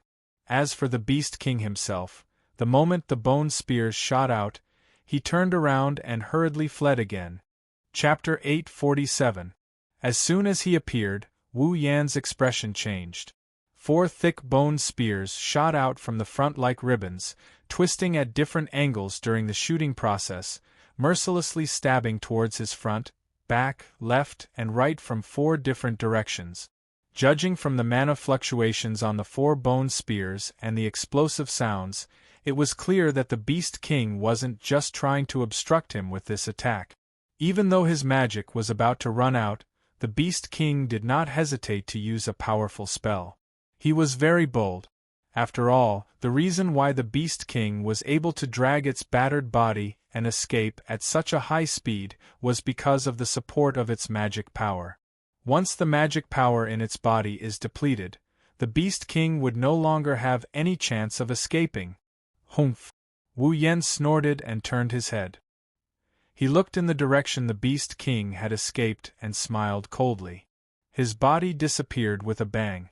As soon as he left, the 4 bone spears stabbed into each other and collided with each other under the pitch-black night sky. The Beast King's body was wrapped in a stream of light as it dashed through the giant beast's forest in an arc. His aura has disappeared. The Beast King glanced behind him and frowned. He did not think that Wu Yen had given up on chasing him. Based on what he saw just now, the other party must have used that mysterious teleportation technique again. Can we shake him off? As soon as he finished speaking, the Beast King's voice changed abruptly. He waved his hand, and a powerful magic power shot out, slamming into the void in front of him. Bang! The magic hit the empty space and the space rippled. A figure slowly emerged from it. It was Wu Yan. Seeing this, the Beast King immediately retreated. Wu Yan immediately teleported. When he reappeared, he was above the Beast King's head. Do you still not understand? He looked coldly at the Beast King. Wu Yan said in a low voice, if we're competing in speed, there's no way you can beat me. The Beast King clenched his fists and sneered. So ruthless. Looks like you're much more decisive than the first time we met. Wu Yan chuckled when he heard this. There was a hint of mockery in his smile. It started when you planned to kill the most important people around me. I didn't plan on letting you live for long. Whether it was Andrew or not, whether it was Marcus or the Beast King, they were normal people. Wu Yan could not be bothered with them. But if you touch his reverse scale, don't think you'll get away with it. As soon as he finished speaking, Wu Yan's eyes turned gold. With a swoosh, he charged towards the Beast King. You're at the peak of the 8th level. The Beast King was infuriated when he saw Wu Yan charging at him. He channeled his magic power into his palms, and he extended his sharp claws. The Beast King also rushed out and collided with the former. Boom! A huge wave of magic and a thunderous sound resounded in the sky above the forest. The explosive airflow swept out. Like fireworks, dust flew in all directions from the collision. Both of them flew backwards and pulled apart some distance. The Beast King endured the pain in his body and stared at Wu Yan on the other side of the smoke. There was some shock in his eyes. Although he was now seriously injured, he was still a demigod. In this state, it might be a little difficult to fight against a 9th level. But against a 8th level, even if the other party was at the peak of the 8th level, the Beast King had no reason to lose. But in fact, the collision just now was evenly matched. This Wu Yan was not a simple person. While he was daydreaming, opposite him, Wu Yan's figure trembled and strangely disappeared on the spot. Immediately after, he flashed out from the space behind the Beast King. Raising his hand, a bluish-white electric current containing surging magic power struck the Beast King's back like lightning.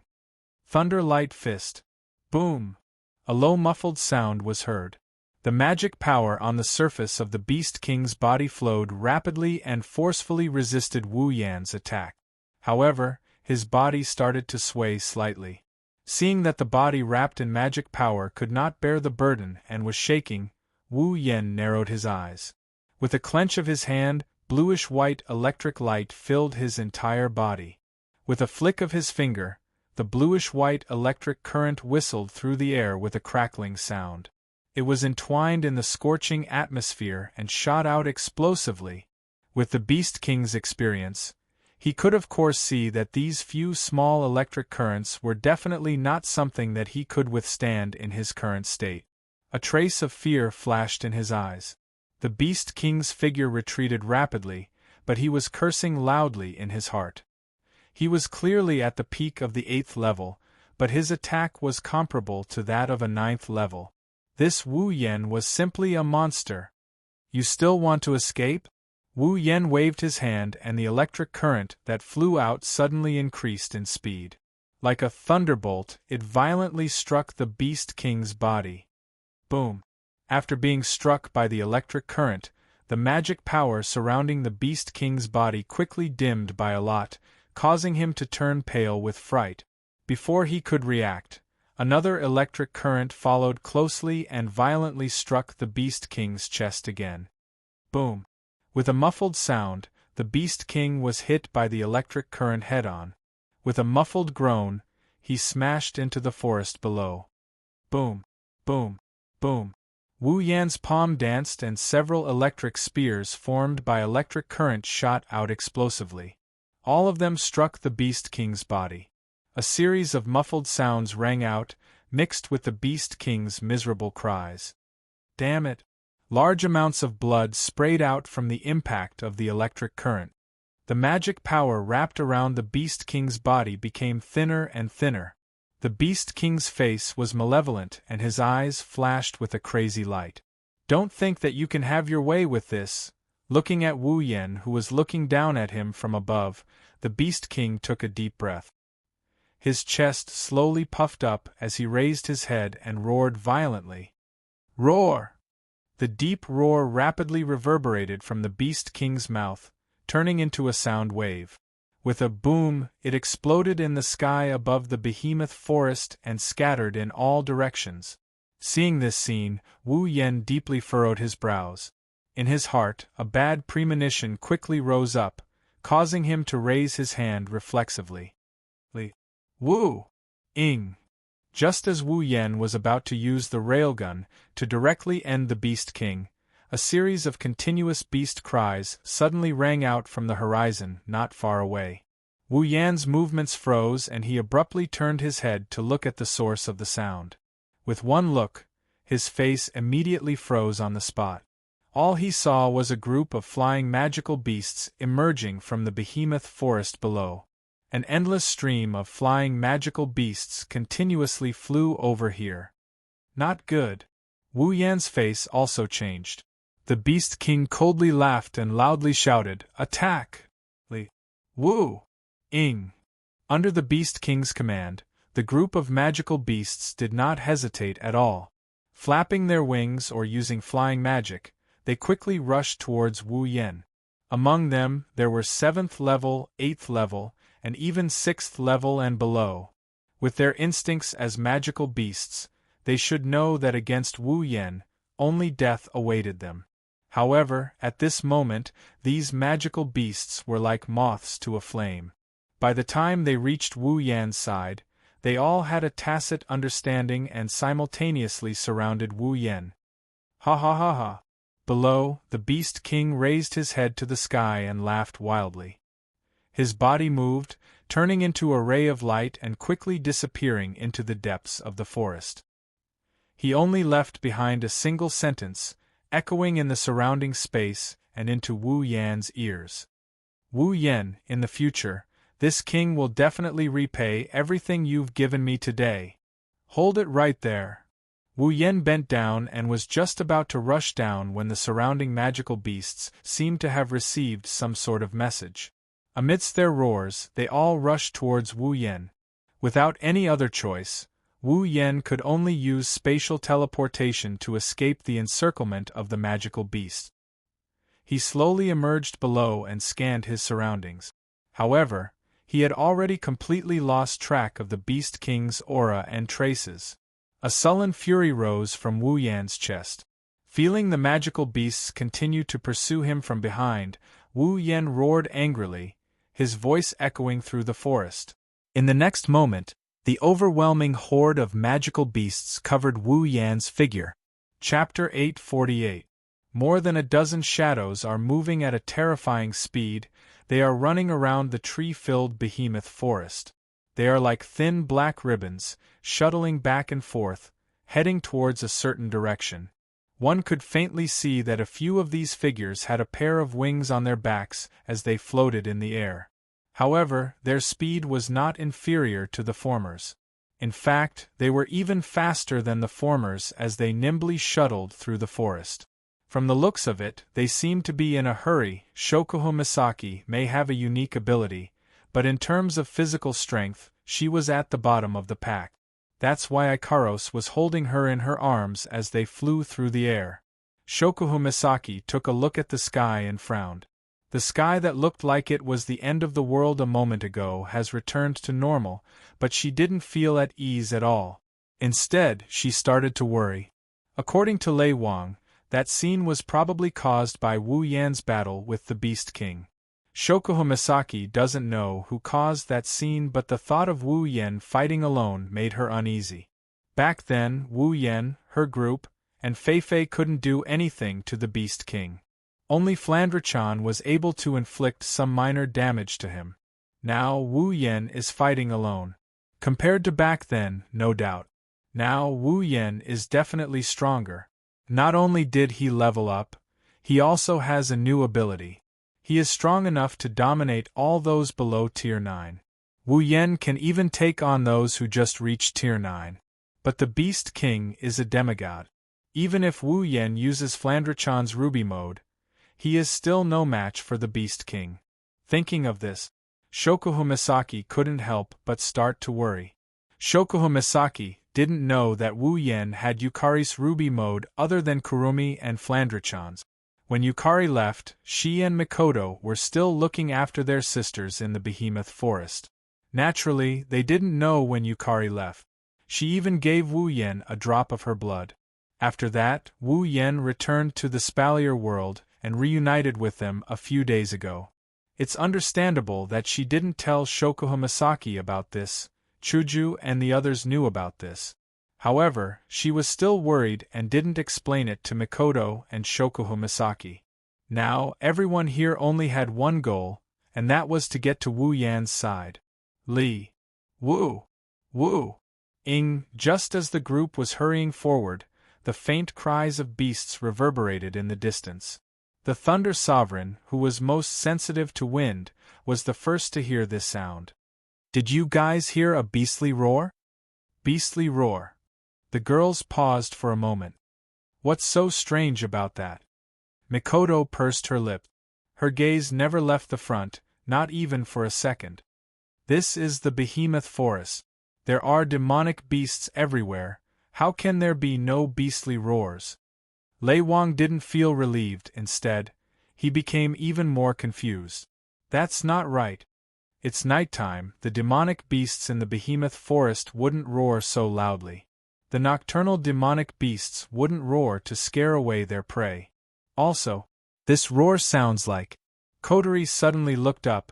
The flames on her feather robe started to glow. It doesn't sound like the same type of demonic beast. It sounds like many types of demonic beasts are roaring at the same time.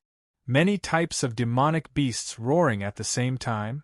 Shoujo Misaki was surprised. You mean there are many different types of demonic beasts gathered together? Kotori nodded. Seeing this, Hinajuku was confused. But that's not right. The demonic beasts in the Behemoth Forest aren't of the same species. It's impossible for them to gather together. No. That's possible. Shoujo Misaki's eyes lit up. Lei Wang's eyes lit up as well. The girls who knew what was going on also realized. Demonic beasts gathering together, isn't that what happens when the Beast King appears? Only the king of demonic beasts, the Beast King, has the ability to gather all the different types of demonic beasts together. The Beast King is there. Shoujo Misaki concluded. Then, Mikoto looked up, sparks flew from her forehead. Yen must be there as well. Kotori narrowed her eyes. She turned into a streak of flame and flew to the front of the group. The rest of the girls and the Thunder Emperor immediately changed their direction and followed Kotori to the source of the sound. As the group of people got closer, the faint cries of beasts entered their ears very clearly.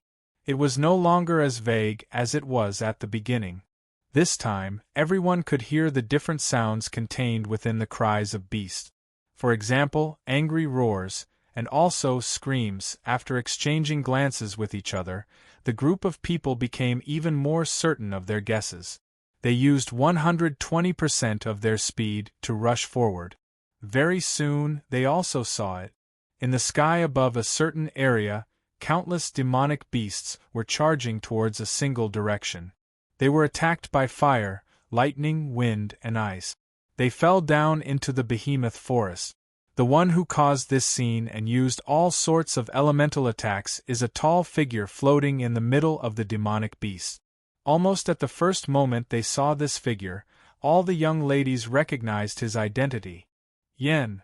Master. Ikaros's indigo eyes trembled violently before turning a deep red.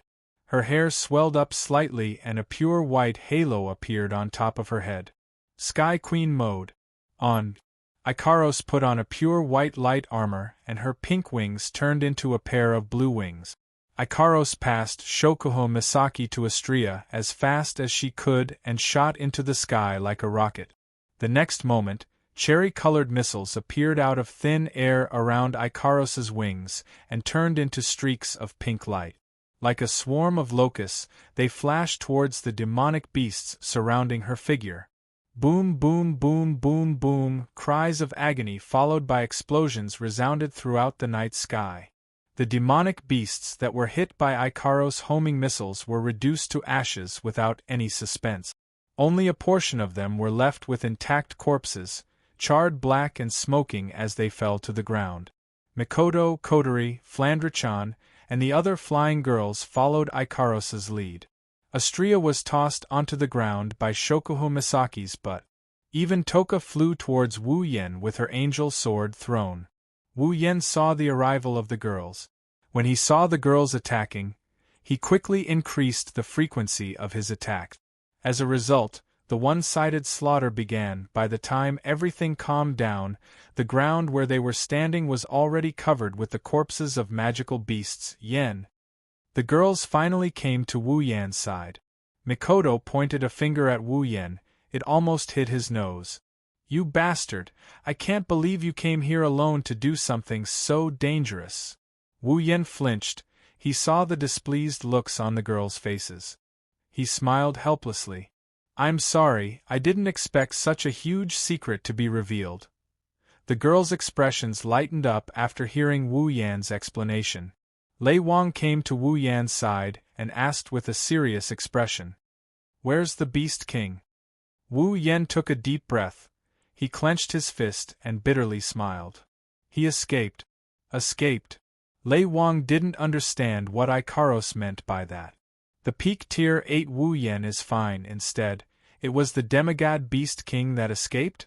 Wu Yan didn't explain. He looked at the direction where the Beast King escaped. His eyes turned cold. Chapter 849. Ding. Congratulations to user for leveling up. Current level, 80. Suddenly, a system notification rang in Wu Yan's mind. Wu Yan, who was staring at the direction where the Beast King disappeared, was jolted out of his daze. Before he could react, a thick blood-colored aura rose from Wu Yan's body and quickly spread throughout his body. The sudden change startled everyone, including Wu Yan himself. But before anyone could react, Mikoto, Kotori, Astria, and Toka also experienced the same phenomenon. Mikoto's body flashed with a large amount of blue-white electricity. Kotori's body also ignited with a scorching flame. The color of the flame deepened as it enveloped Toka. Even Astria's body glowed brightly, illuminating the space around them. For a moment, blood-red, blue-white, fire-red, purple, and white lights flashed from the 5 people's bodies. They emitted a dazzling light in the dark night, eroding the surrounding darkness. Even the ground where the 5 people were standing began to crack under the effect of an inexplicable force. With a loud bang, 5 holes were blasted out. Everyone's expression changed. The girls who were closer to Wu Yan's group were almost caught in the shockwaves caused by the phenomena. They all shrieked in shock and hurriedly retreated. Lei Wang, who was closer to Wu Yan, was the first to suffer. He was hit by a few streams of blood qi and the shockwaves forced him to retreat. Everyone looked at Wu Yan, Mikoto, Kotori, Toka, and Astria in a confused manner. If they didn't see the people involved, they wouldn't know what's going on. They thought the other party was playing a prank on them. What's going on? Lei Wang clutched his aching chest as he stared at Wu Yan and company. His face was filled with shock. He could feel that as the 5 people's strange phenomena occurred, their auras were becoming stronger and stronger. Their auras were slowly rising until now it had already surpassed the strength of an ordinary peak tier 8. The Thunder Emperor did not know what was going on with the strange phenomenon that was happening to Wu Yan and the others. However, it was not as if the Thunder Emperor had never seen the phenomenon of their auras gradually rising. In fact, he had even experienced it himself. This was a phenomenon that would only happen during a breakthrough. A breakthrough. The moment this thought appeared in the Thunder Sovereign's mind, he was stunned. Although the Thunder King wasn't very clear about the strength of the girls, he was still very confident. However, he had only inquired about Wu Yan's strength during the day. At that time, Wu Yan had told him that he was already at the peak of the 8th rank. Wouldn't the peak of the 8th stage be the 9th stage? Ah! The Thunder King's mouth slowly opened wide. Little fellow is ascending to the 9th stage? 9th order? Hearing Lei Wang's words, the rest of the girls were stunned. Even Mikoto and the rest who didn't know how to react to the strange phenomenon on their bodies were stunned for a moment. Then they were overjoyed. That should be it. Shoujo Misaki pretended to be calm. However, the sparkle in her starry eyes revealed her current mood. The other girls also had joyous looks on their faces. Wu Yan, Mikoto, Kotori, Toka, and Astria were already at the peak of the 8th rank. Now that the Beast King was defeated by Wu Yan, the experience of a demigod allowed the 5 of them to take the crucial step into the 9th rank. Lei Wang was the only one who was stunned. He looked at the happy faces of the 5 in front of him and couldn't close his mouth for a long time. Right in front of his eyes, 5 Tier 9 powerhouses were about to be born. Lei Wang felt dizzy just thinking about it. When he first found out that Ikaros and Flandrechan were already at the 9th rank, he couldn't accept it at first. It was only when he saw it with his own eyes that he had no choice but to accept it. But now, the 5 of them who were at the same level as him were ascending to the 9th rank right in front of his eyes. If it was just one of them, Lei Wang's reaction wouldn't be that bad. But the problem was, there were 5 of them ascending to the 9th rank right in front of him. At the same time, who could see 5 people ascending to the 9th rank at the same time? And they were all still young kids?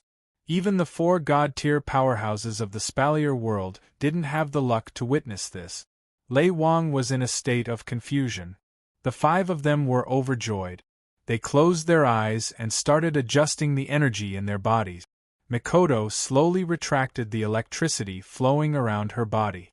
Kotori retracted the flames around her body. Astria and Toka did the same. Only Wu Yan was confused by the blood aura floating around him. This wasn't a power that came from his body. It came from his bloodline. How was he supposed to control it? When the 4 girls returned to normal, Wu Yan was still surrounded by blood aura. However, the girls didn't have the energy to pay attention to Wu Yan. Astria shrieked as soon as she returned to her normal state. Everyone's attention was on her. The girls turned their attention to Astria, who was screaming in fear. They were stunned by what they saw. The light gathered at Astria's chest. To be more precise, it gathered at Astria's heart. It gradually dimmed until it reached an undetectable level. Then, it stopped dimming and stayed there for a long time. Light? The girls were dumbfounded. Light. Astria touched the faint light at her heart and her face turned into a panicked expression. She screamed and jumped towards Ikaros. Ikaros was the only one who could do this. She screamed and jumped towards Ikaros. Ikaros-senpai. Astria is going to die. That one sentence caused the girls who were still in a daze to fall to the ground.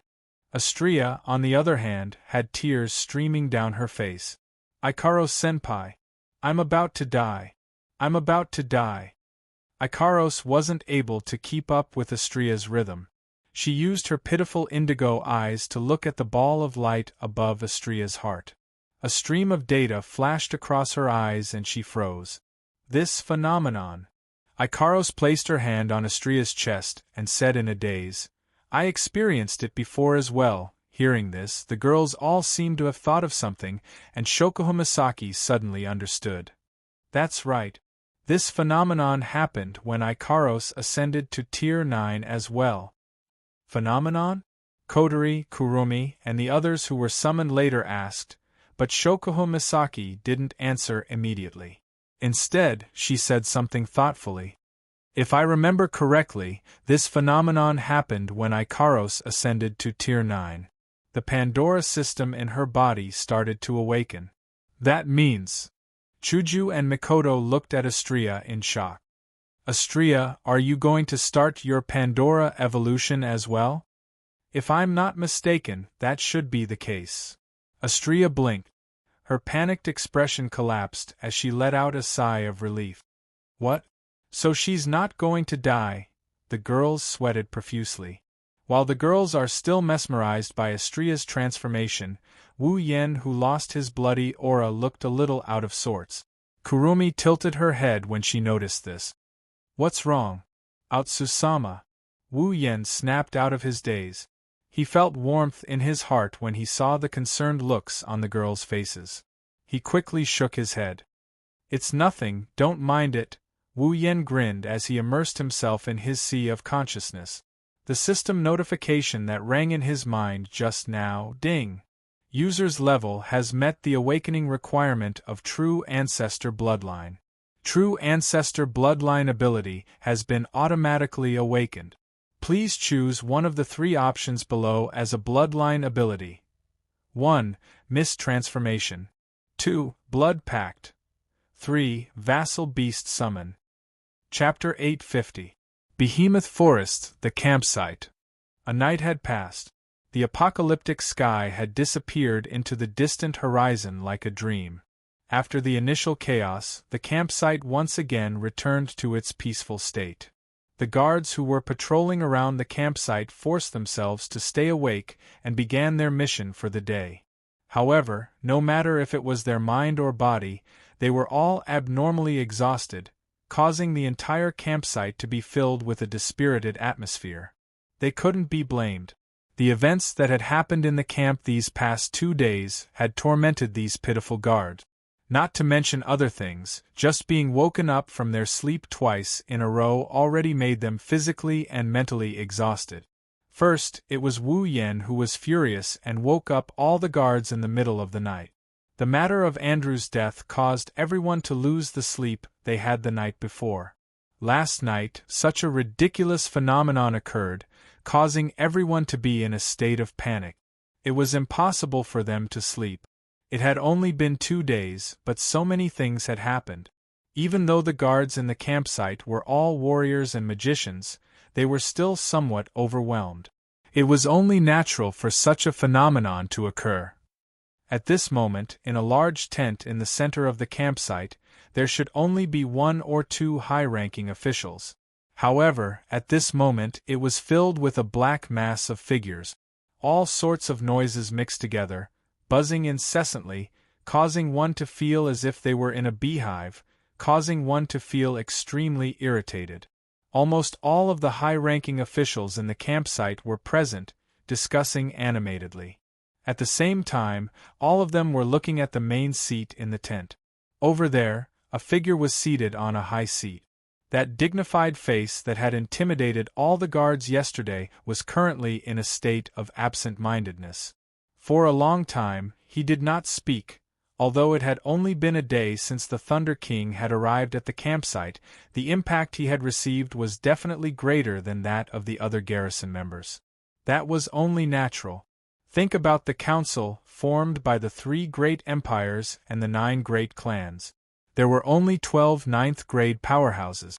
However, in the campsite, there was a small group that didn't belong to the council. There were 7 ninth-grade powerhouses, and the rest were all peak 8th-grade powerhouses. Although the overall strength of this small group couldn't compare to the entire council. That wasn't too far off. Regarding last night's collective advancement event, the Thunder Sovereign had yet to recover from his shock. Even when they followed Wu Yen and the others back to the camp, they were still in a muddle-headed state. How great was the impact on the Thunder Sovereign? The Thunder Emperor thought very highly of Wu Yen. He knew that there would come a day when this mysterious little fellow would stand at his level, or even surpass him and become a demigod. That wasn't impossible. However, the Thunder King hadn't expected this day to come so soon. Not to mention Wu Yen himself, even the girls around him were all extremely talented. They were not weaker than Wu Yen, and some of them were even more talented than Wu Yen. Now, the small group that he used to take care of as his juniors had become a force that he, or the entire Spalier world, couldn't ignore. It was only at this moment that the Thunder Sovereign felt that he had underestimated them in the past. Of course, the Thunder Sovereign was more surprised.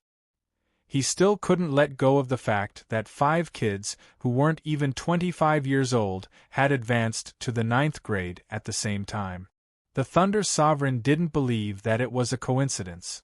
Wu Yen and the others might have an alternative cultivation method that allowed them to have such terrifying potential and speed of advancement.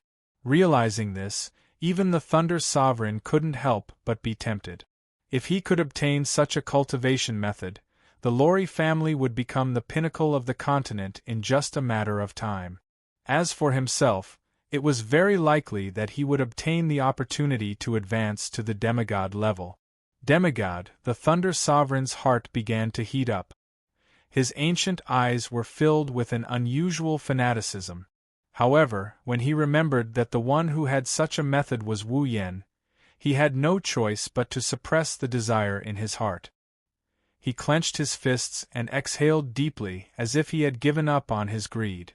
Lei Wang might be tempted by this so-called cultivation method, but Wu Yan's close relationship with his granddaughter Lulu aside, Lei Wang's upright and plain-spoken personality wouldn't allow him to have any dirty thoughts towards a group of juniors he's on good terms with. What's more, Wu Yan is very likely to get together with his granddaughter. When the two of them get married, this little guy with limitless potential would be on his side. Also, with the attitude of the girls around him, it's unlikely that they would leave this little guy.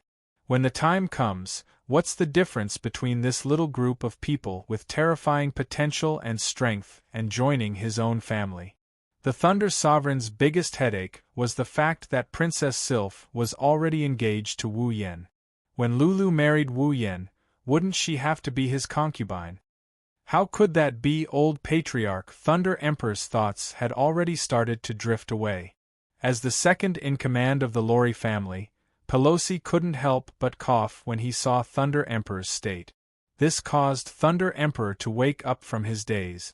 The Thunder Sovereign hurriedly suppressed his fanciful thoughts and slowly swept his gaze across the room. All the noise in the room disappeared. The Thunder Sovereign nodded slightly and looked at the empty space in the center. There, a figure was kneeling there with a pale face. It was as if he had lost all hope. It was Marcus. Sigh. The Thunder Sovereign let out a long sigh. The excitement from his fanciful thoughts vanished when he saw Marcus. Only regret and sympathy remained in his heart. All the upper echelons present also looked at Marcus, and their expressions gradually changed. Some were resentful, some were indifferent, and some were taking pleasure in his misfortune. Pelosi looked at Marcus, whose face was ashen, and sighed softly. He then looked at the Thunder Monarch. Old Patriarch, how should we deal with Marcus? Do we even need to ask? One of the higher-ups said sternly. He colluded with the Beast King and harmed his comrade. He betrayed the entire Spalier world. He must atone for his sins with his death. Yes. Atone for his sins with his death. Everyone expressed their anger one after another, causing the scene to become noisy. However, these people did not notice that Marcus, who was kneeling in the middle, had a sinister expression on his face for a split second, but it quickly disappeared. The Beast King wiped his face and waved his hand. His voice was a little hoarse as he said, "Marcus' actions have indeed betrayed all of humanity. However, it's still up to us to decide whether to execute him or not." The Thunder Sovereign glanced at Marcus. The sympathy in his eyes disappeared. All that was left was indifference. No matter what, he is the brother of the head of the Saito family. His father is also an elder of the council like me. I have already reported his punishment to the higher-ups. The final decision will be made by the council. Hearing this, the group of higher-ups had nothing more to say, and they all stopped talking. Just then, Marcus suddenly looked up. "Lord Thunder Sovereign, since you have heard my conversation with the Beast King, you should know that I was forced to do this, right?" "So what?" The Thunder Monarch glanced at Marcus indifferently. "In the end, you still betrayed the entire human race. That is an undeniable fact. In other words, Marcus smiled. It was a strange smile. Am I going to die this time? The Thunder King frowned. He had a vague feeling that something was amiss with Marcus, but he still said, "This is not something I can decide. The true judgment will be carried out by the entire council." "Ha ha!" Marcus laughed softly. Soon after, his laughter grew louder and louder. In the end it turned into a loud laughter. "Ha ha ha ha!" Hearing Marcus' laughter, everyone present felt an inexplicable palpitation. Even the Thunder King felt an inexplicable sense of irritation. Frowning, he waved his hand. "Take him down." 2 8th-rank guards immediately came in from outside the tent and suppressed Marcus. Marcus lowered his head. His lips curled into a twisted smile. Chapter 851. Spalier World Academy. It has been a week since Wu Yan and the others graduated from the academy.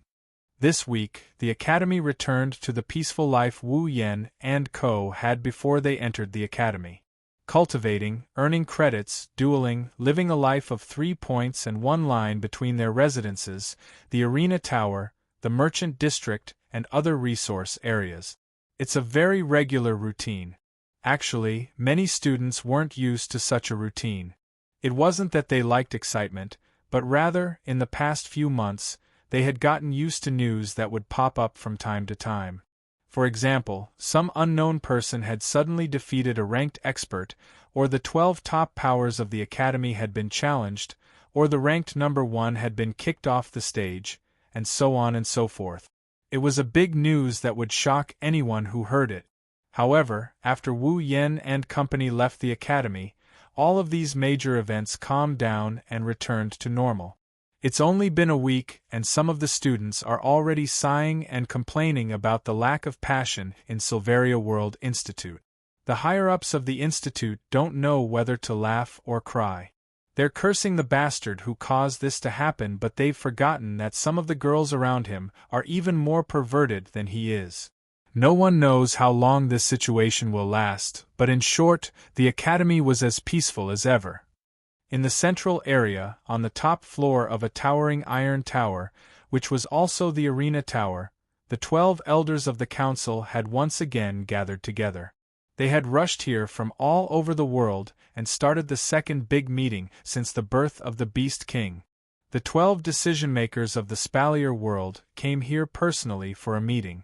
That was something that would only happen when an event that affected the entire Silveria world happened. Although the decision-makers of the council were different every time, this year, other than the time when the Beast King was born, there wasn't a single meeting of this sort that was held. In the history of the Spalier world, some of the elders of the academy didn't even hold a meeting like this. After all, if something big enough to affect the entire Spalier world happened every year, the world would be a little too dangerous. 2 meetings in one session, but the number of such meetings in the history of the Spalier world didn't exceed 5. The 12 elders of the academy could feel it. The Spalier world is becoming more and more restless. It was as if the peace had already begun, and there was even a premonition that a storm was coming. The elders looked at each other and saw the same emotion in each other's eyes. They smiled bitterly. "Old Lei, you explain." Kite sighed and said to the Thunder Sovereign. Lei Wang nodded and took a step forward. He raised his voice and said with a serious face, "In this meeting, there are 2 things that I would like to explain to everyone." Hearing the Thunder King's words, the elders present perked up slightly. However, if one were to take a closer look, they would discover that among these elders, there was one who was somewhat reluctant. Firstly, I believe all of you should have already received some information, right? The Thunder King swept his gaze across the crowd. Is it about the discovery of the Beast King? The Emperor of the Baruba Empire looked at Lei Wang. The Thunder King nodded. Then, the faces of the 12 elders all darkened. I was the one who discovered Lei Wang's tracks personally. Lei Wang ignored the sudden change in expression and said expressionlessly, I have good news and bad news to share with everyone here. Everyone held their breaths, allowing the Thunder Emperor's calm voice to resound clearly. Let me share the bad news first. Lei Wang shook his head and sighed. The Beast King had a battle with Lord Purple and was severely injured. Moreover, he was severely injured. Everyone already knows about this, right? The bad news I want to tell you is that when I saw the Beast King, his injuries had already healed. What? Everyone's faces changed. Carter spoke up. But old Lei, didn't you say that the Beast King's injuries would take at least a year to heal? That's right. The Emperor of the Faya Empire said. That was something that Lord Purple personally promised. That's right. Lei Wang smiled bitterly. This is the worst news of all. The Beast King seems to be able to quickly recover from his injuries by devouring human cultivators. Devouring human cultivators. The expressions of the Tier 9 powerhouses changed. Based on what you said, old Lei. Carter closed his eyes and said slowly, do we have to declare war on the entire behemoth forest? This is the good news I'm about to share. Everyone was stunned. Seeing this, the corners of the Thunder King's mouth curled up slightly. Although the Beast King's injuries were healed, he was severely injured again. Severely injured again? Everyone's expressions turned strange and then joyful as they asked in unison. What happened? Hurry up and explain. Actually, I'm not too sure myself. Lei Wang scratched his face awkwardly. At that time, I discovered the Beast King with that little fellow. That little fellow immediately persuaded me to leave. By the time I rushed over with reinforcements, that little fellow said that the Beast King was once again heavily injured and had escaped. Little fellow. Carter narrowed his eyes and smiled faintly. Is it Wu Yan? Lei Wang nodded, causing Carter to laugh. That little fellow is really involved in every major event. Wait, I have a question. Fei Air Emperor waved his hand and looked at Lei Wang. You said that you and that little fellow, Wu Yan, discovered the Beast King's tracks and he persuaded you to leave, right? Yes. Lei Wang paused for a moment before replying. Isn't that strange? The Baluba Emperor also spoke up, his eyebrows furrowed. According to the reports, Wu Yan is a peak tier 8, right? Not only did a peak of the 8th step dare to face a demigod Beast King alone, but he even persuaded you, a 9th step powerhouse, to leave. Isn't this a little too illogical?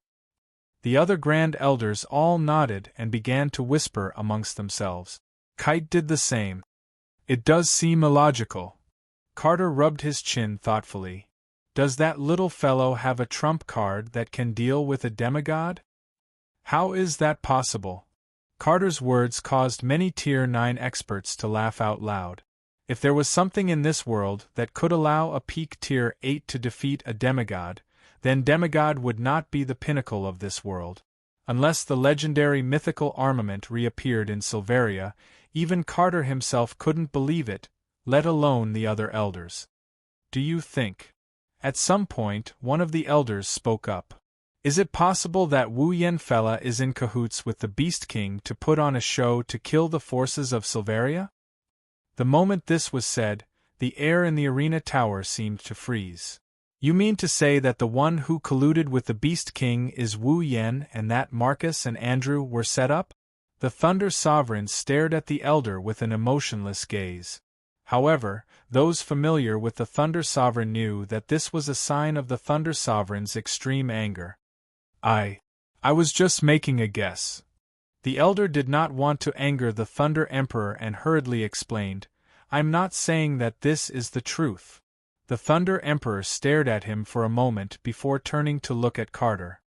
Your Majesty, although I do not have any evidence to prove that Wu Yan has nothing to do with the Beast King, I can guarantee with my life that he would never do such a thing. The Thunder Emperor's resolute words caused many Tier 9 experts to be surprised. Although they knew that the Thunder Emperor was on good terms with Wu Yan, they did not expect it to be to this extent. Even Carter was stunned by the Thunder Emperor's attitude. However, he also did not believe that Wu Yan would collude with the Beast King. Otherwise, his daughter who looked cold on the outside but was very sensitive on the inside would not fall for such a person. Chapter 852. I also think that Wu Yen wouldn't collude with the Beast King. Kite played along with the Thunder King's words, indicating which side he was on. Sylph, Fei-Fei, and the others were also part of the expedition to the Behemoth Forest. According to them, the Beast King wanted to kill Wu Yen and the girls around him. Based on Wu Yan's personality, it's unlikely that he would help the Beast King. After saying that, Kite looked around at everyone. Also, don't forget that the one who defeated the Beast King was the demigod behind him. With Lady Violet as his backing, why would he collude with the Beast King who is weaker than Lady Violet? That's right. That's true. Everyone looked at each other, seemingly agreeing with Carter's words. Only the Baruba Emperor was still frowning. But this still doesn't make sense. The Baruba Emperor crossed his arms and glanced at Lei Wang. Lei Wang said that Wu Yen told him that the Beast King was heavily injured again. At that time, he was the only one facing the Beast King, right? Could it be that he really injured the Beast King? The Baruba Emperor had a slight smile on his face. No one answered the Baruba Emperor's question immediately. However, from the looks of disdain on their faces, it was obvious that they thought that Wu Yen was the one who injured the Beast King. Carter, who was standing with the Baruba Emperor and Fea Emperor in front of all the Tier 9 powerhouses, felt helpless. He sighed and said, Sylph said that when they fought the Beast King in the Behemoth Forest, they couldn't injure him even if they worked together. In the end, it was Lady Violet who stepped in and injured the Beast King. Lady Violet wasn't originally in the Behemoth Forest. However, at the critical moment, Wu Yen used some sort of summoning magic to summon Lady Violet to their side. Carter's eyes lit up. I think so. That little fellow must have used that summoning magic again to summon Lord Z over. That was why the Beast King was injured again, wasn't it? This statement received the unanimous approval of the senior elders, including the Thunder King. That should be the case. Lei Wang pursed his lips. There was a hint of envy in his eyes. It was the same for the rest of the Board of Elders. There was a hint of jealousy on their faces as well. To have a demigod realm expert at his beck and call to support him, what a great honor this was, one must know. Even if the Ailu, Baruba, and Fea empires each had a semi-god guardian deity behind them, they would only appear when the royal family or Silveria was facing a true calamity to help them survive. Normally, those semi-god guardians deities would hide behind the scenes. Don't even mention ordering them around, they wouldn't even respond if you called out to them. Yet Wu Yen has a demigod who can call. That's a good thing. In the end, all the good things were taken away by Wu Yen. Not only does he have a demigod to support him, he also has a group of girls with heaven-defying combat power and potential. It's as if he has all the good things in the world. The three emperors couldn't help but feel jealous. Not to mention the Tier 9 powerhouses from the families without a demigod. Humph! A white-haired elder sneered. I agree with the previous speculation. Maybe the reason for all the trouble in the Spalier world is because of this brat. Hearing this, Kite's and the Thunder Emperor's faces sank. Lei Wang sneered. I know your Ladine family suffered a loss in his hands. Andrew deserved it. Using public office to avenge a private grudge. That's all you can do. What did you say? The elder's expression froze. Anger flashed across his face. Is that not the case? Lei Wang curled his lips. Don't forget, Andrew is in cahoots with Marcus. They colluded with the Beast King to harm the entire Spalier world. You! The elder's face turned red. At this time, another elder with a gloomy expression lifted his head. He asked in a hoarse voice, Old Fogey Lei, the second thing you want to talk about should have something to do with Marcus, right? The sound of the scene fell silent in an instant, and even the atmosphere became heavy. Seeing the old man's dispirited expression, the rest of the Type 9 powerhouses, including Kite and the Thunder Emperor, could not help but turn their heads away, their hearts filled with pity. Marcus and Andrew were the second in command of the Saito clan and Ladine clan respectively. However, with Andrew's death, while the Type 9 powerhouses of the Ladine clan were infuriated, they were not too sad. After all, while Andrew was a member of the Ladine clan, he did not have the bloodline of the Ladine clan and could be considered half an outsider. However, Marcus was different. Not only was he a direct descendant of the Saito family, he was also the son of the gloomy elder. His own son betrayed the human race and was about to be executed. No one would feel worse than him. Lei Wang felt bad, but he still spoke up. That's right. How should we deal with Marcus for colluding with the Beast King to harm the people of the camp? The gloomy old man clenched his fist and took a deep breath of cold air, as if he was trying to suppress his emotions. He said, "As far as I know, Marcus betrayed us because the Beast King planted a foreign object in his body that could threaten his life. He had no choice, but he shouldn't have died, right?" What a joke! The Balba Emperor roared. No matter how much he had no choice, he still committed a crime that would endanger the entire Spalier world. The gloomy elder clenched his fists and turned his head away. No one could see his expression, but his back seemed to have aged considerably. Suddenly, the Thunder Sovereign's expression changed, turning incomparably ugly. Old Lei. Carter frowned when he saw this. What happened? The Thunder Lord clenched his teeth and said hatefully, "The magic cage I used to imprison Marcus has just been broken. I'm afraid Marcus has already escaped." What? The gloomy elder stood up and jumped in front of Lei Wang. He grabbed him by the collar. "Old Lei, are you telling the truth?" Lei Wang looked at the gloomy elder calmly. He didn't say anything, but the elder already knew the answer. Letting go of the Thunder Lord's collar, the gloomy old man's mouth trembled. He shook his head with a bitter smile and let out a long sigh. Then, he turned around. His originally tall and straight back had bent down quite a bit, as if he was an old man on his deathbed. An aura of someone past his prime enveloped his body, causing many people present to sigh. Although Marcus's crime was unforgivable, but at the very least, he was forced. Even if he was sentenced, he might not necessarily be sentenced to death. In view of this, and with the gloomy old man's words, it was still possible to keep him alive. But now, Marcus had absconded for fear of punishment. There was no longer any possibility of survival. After taking a look at the gloomy old man, Carter turned around and announced, "From now on, Marcus will be listed as a felon. All families can dispatch teams to capture Marcus. Once his whereabouts are discovered, they are allowed to kill him on the spot." Yes.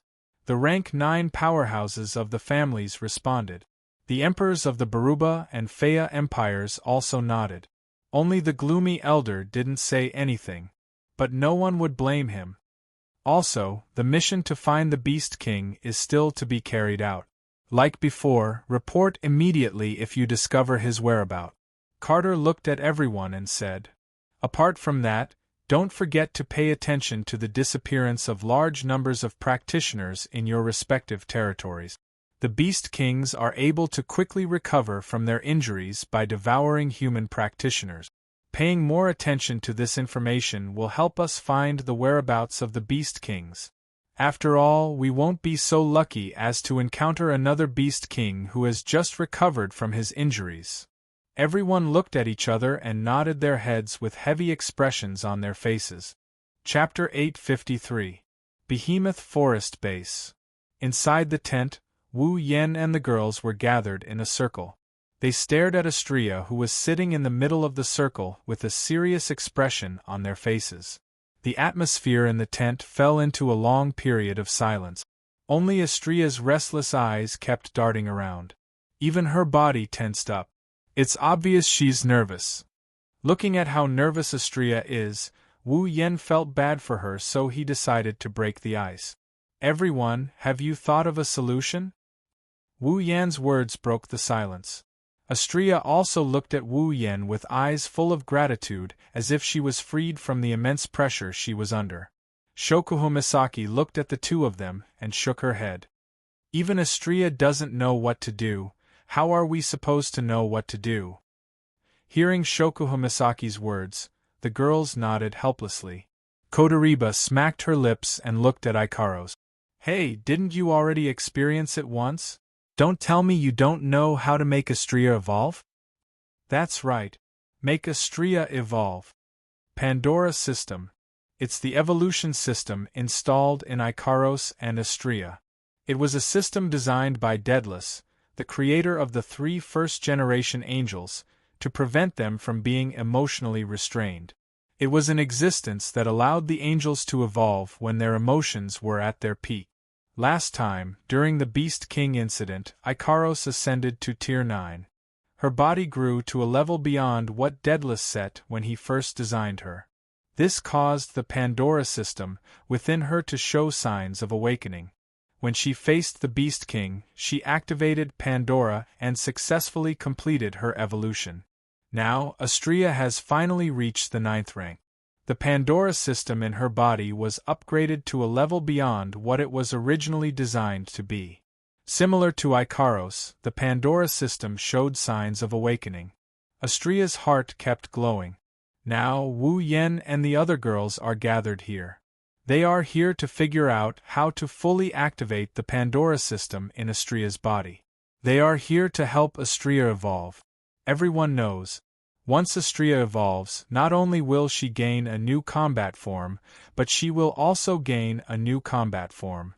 Her strength and equipment will also receive a huge boost. Everyone clearly remembered that after Ikaros successfully evolved, there was a period of time when she overpowered the Beast King. Teaming up with Flandrechan, they dealt the Beast King a blow for the first time, and it was also the only time they dealt any damage to him. Now that Astrea has the same opportunity, he can't just ignore it. Ikaros' eyes glowed. It's unclear if she was analyzing the situation or her emotions were fluctuating. The Pandora system is designed to be used on angeloids so they won't be affected by emotions. Currently, the close-range combat angeloid Delta, Astrea's Pandora system, is running.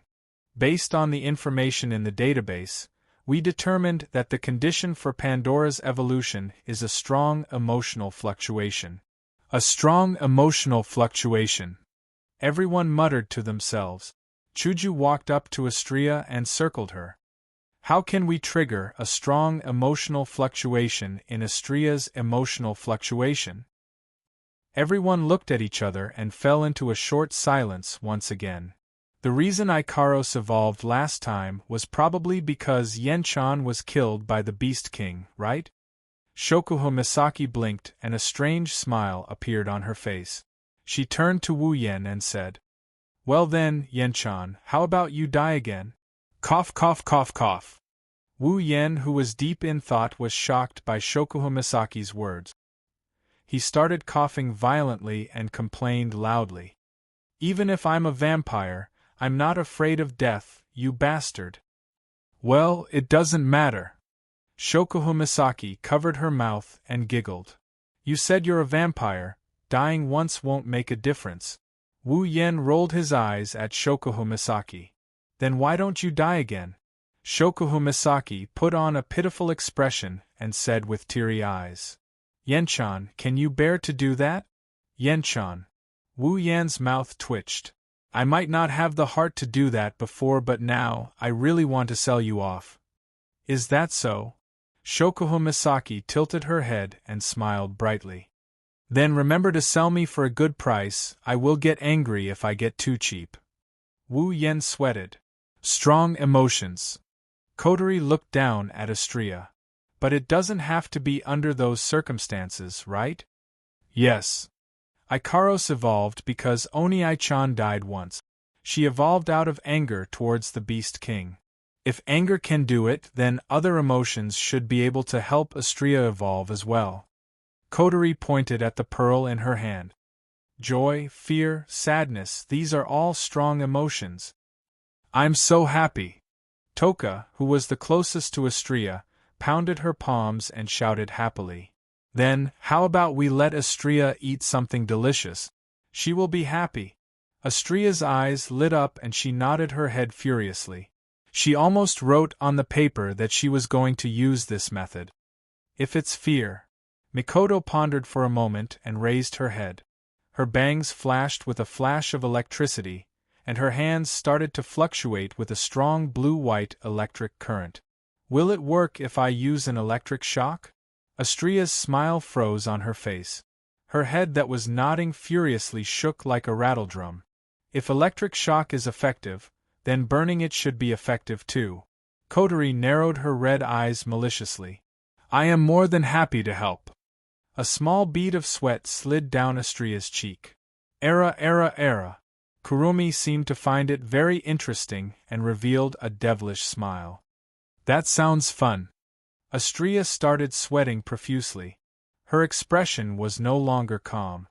Can I help Astriane-san by having fun? Flandre-chan looked like she just heard the best news in the world. She ran over to Astria and jumped up and down. Her red eyes glowed with blood-red light. Come play with Flandre-chan. Astriane-san. Wu Yen and Co. started sweating when they heard this. Playing with Flandre-chan is a good idea for the current situation. If they aren't careful, they might break her. That would cause a lot of emotional turmoil. Yuwa! Astria couldn't hold it in anymore. She jumped up from the ground and cried, Everyone is bullying me! Astria-chan, we're all trying to help you. Shokuho Misaki smirked. She looked like a sly person. That's why you have to listen to us. I don't want to. Astria shook her head without hesitation. However, the previous discussion had awakened some kind of terrifying nature in the girls. Each of them had a bone-chilling smile on their faces as they approached Astria. Astria-chan. Mikoto raised a ball of lightning with an excited expression on her face. Don't worry, it won't hurt. Hee. Flandre-chan jumped up from the ground and licked her lips. Come play. Come play with me. Astria backed off in fear until she reached the wall. She stopped when she had nowhere else to run. The girls pounced on her with sinister grins on their faces. No! In the sky above the campsite, an extremely tragic scream began to slowly fluctuate. The sound was extremely mournful, causing one to be unable to bear to listen to it.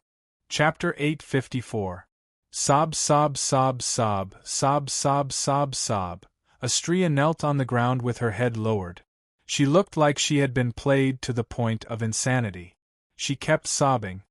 Sob, all of you are bullying me, sob. Inside the tent, the murmuring and sobbing had been going on for a full 15 minutes, causing the group of young girls to feel awkward. Mikoto scratched her cheeks and said with a blushing face, I think we went a little overboard. The girls lowered their heads in embarrassment as well. They were embarrassed by their own actions. Of course, there were also some who wanted to push the blame onto Astria. It's all your fault, Misaka-san. While Mikoto was still in shock, Shokuho Misaki continued. Look, he made Astria-chan cry. Don't make it sound like I'm the only one to blame. Mikoto jumped up in anger and shouted, Aren't you very excited as well? But Misaka-san, if I remember correctly, you were the one who had the most fun just now. Shokuho Misaki pouted and sighed in exasperation at Seiji's failure to live up to her expectations.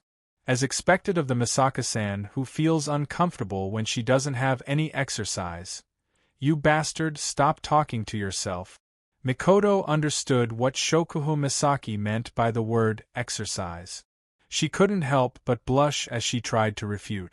However, the expression on his face, as if his thoughts had been exposed, made one unable to ridicule him. She pointed at a direction and said angrily, What do you mean I had the most fun? Flan was the one who had the most fun. Shokuho Misaki subconsciously looked towards Flandre-chan's direction. Flandre-chan's bloodthirsty and sweet smile made her blush for a moment, but she quickly recovered and put on her usual smile. Misaka-san, you are in the wrong. Shokuho Misaki looked like she was lecturing a child. Flandre-chan is just a child, How can you compare yourself to her? Or should I say? She looked down at a certain part of Mikoto's body. You can only compare yourself to a child? What are you looking at?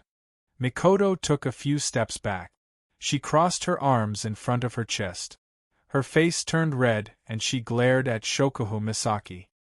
Only you would pay attention to that part of your body. You are an evil woman. If you put it that way. Shoujo Misaki covered her mouth and smiled slyly. Misaka-san, you don't mind at all? Of course. I don't mind, this kind of thing. Mikoto's hands tightened. Mikoto stuttered. She forced a fake smile on her face. With one look, one could tell that this girl was being arrogant. Is that so?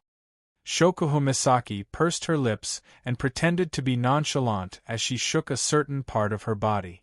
Instantly, her breasts started to sway and it attracted the attention of a certain group of people.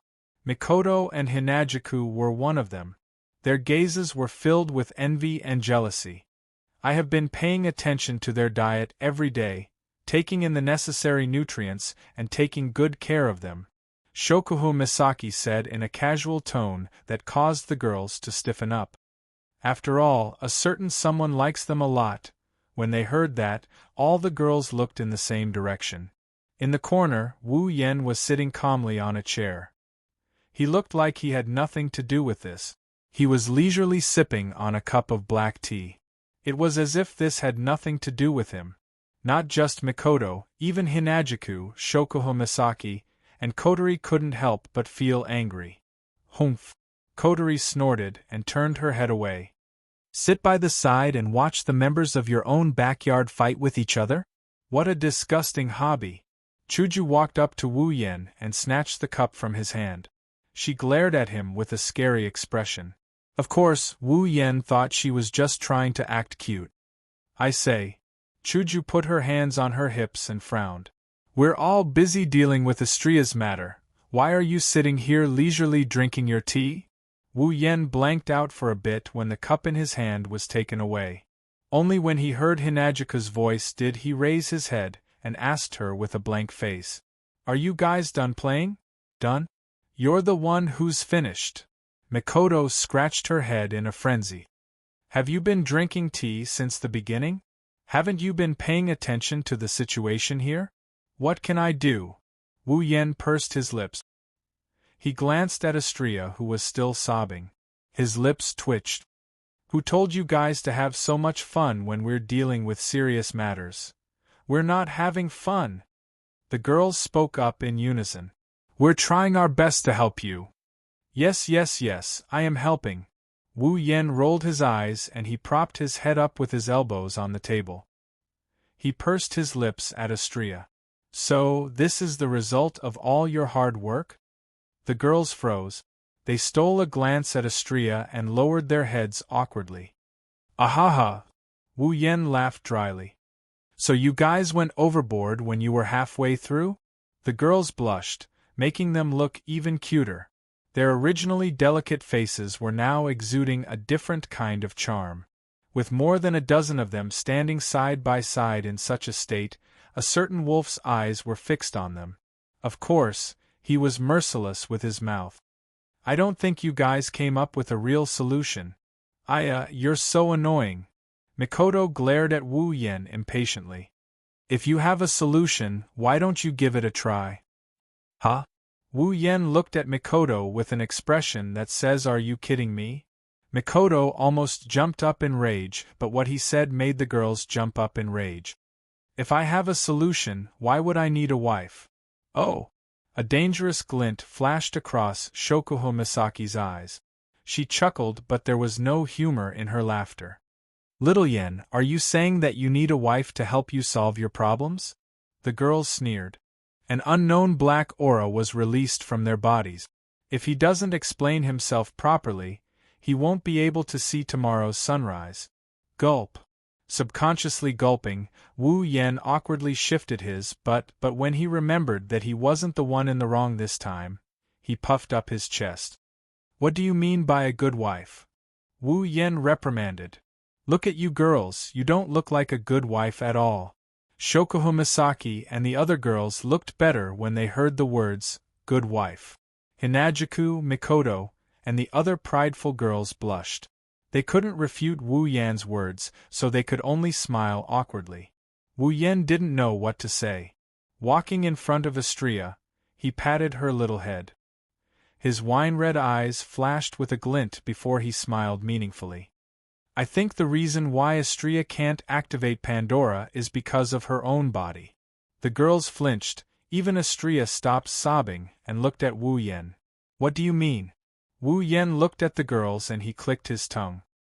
He continued with a mysterious look. You girls will have to figure it out on your own. What are you talking about? The girls were dissatisfied. Before they could say anything, Wu Yan stood up and faced the girls. All right. I will announce it now. Wu Yan puffed up his chest with a sinister smile. You have until tomorrow to figure out the real condition for Astria's evolution.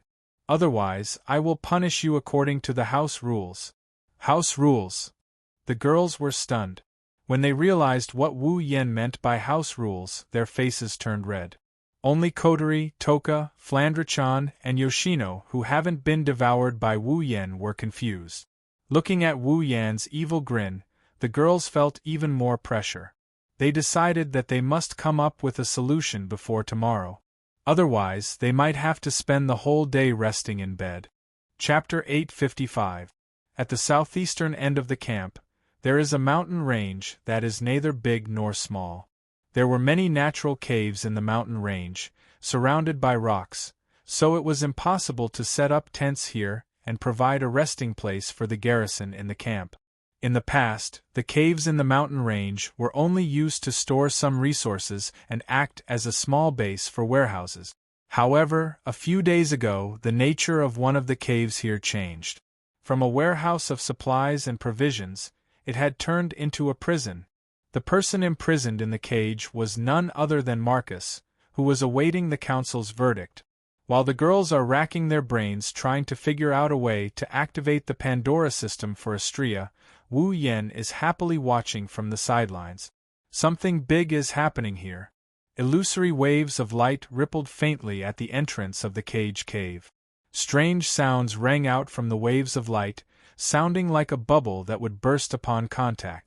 However, those who were in the know knew that this was a magic spell personally cast by the Thunder King. As long as the person inside isn't above Tier 8, they won't be able to break it. Moreover, there were 2 8th-tier guards guarding the magic cage. Trying to escape from here wouldn't be that easy. Inside the cage cave, there were 2 dim magic lamps that provided a weak light. After illuminating the interior for 3 breaths of time, 2 8th-order guards stood at the entrance of the cave as if they were standing guard. Their gazes frequently glanced towards the inner walls of the cave, their eyes filled with contempt and disgust. Look, look, look. That's the former second-in-command of the Saito family, one of the people in charge of the camp. Yeah, that's a big name. He's a peak Tier 8, he can deal with normal Tier 8 guards like us in a matter of minutes. I'm so scared. Too bad. He is now a traitor of humanity. He colluded with the Beast King and is now a prisoner. Ha ha ha ha. Marcus, who was sitting in front of the cave wall, didn't respond to the undisguised mockery. He didn't even raise his head. He looked like he was about to be sent to his death. The disheartened criminal made the 2 Tier 8 guards laugh even louder. The heavy iron shackles dragged on the ground, producing a series of ear-piercing clanging sounds. Marcus' face, which was covered by shadows, didn't have the slightest trace of death. Instead, it gave off a chilling aura. Marcus had been locked up for almost 3 days since he entered this place, but these 3 days felt like a century to Marcus. Sensing the taunting and thought-provoking gazes from the 2 guards, his expression became even more indifferent. His heart, however, was filled with hatred. He wished he could immediately kill them, destroy their corpses, and leave this damned place.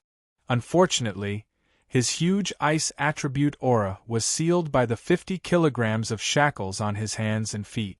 This kind of torture tool that could seal aura and magic power wasn't something that Marcus could break at will, unless he relied on his own physical ability. But Marcus wasn't a magical beast. How could he have such a powerful physical ability to break free from the heavy shackles?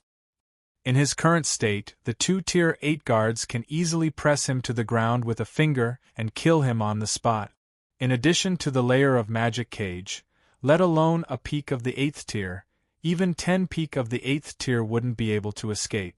Therefore, no matter how angry and hateful he was, Marcus could only endure it and not flare up. Otherwise, these 2 guards who usually didn't like him wouldn't hesitate to teach him a lesson when he was down in the mountains. Lowering his body, Marcus hid his figure and expression in a dark corner of the cave as much as possible. Only a soft murmur that no one could clearly hear reverberated in the cave. "It's about time." The heads of these figures turned and shook a few times, as if they were looking at each other, then nodded to each other.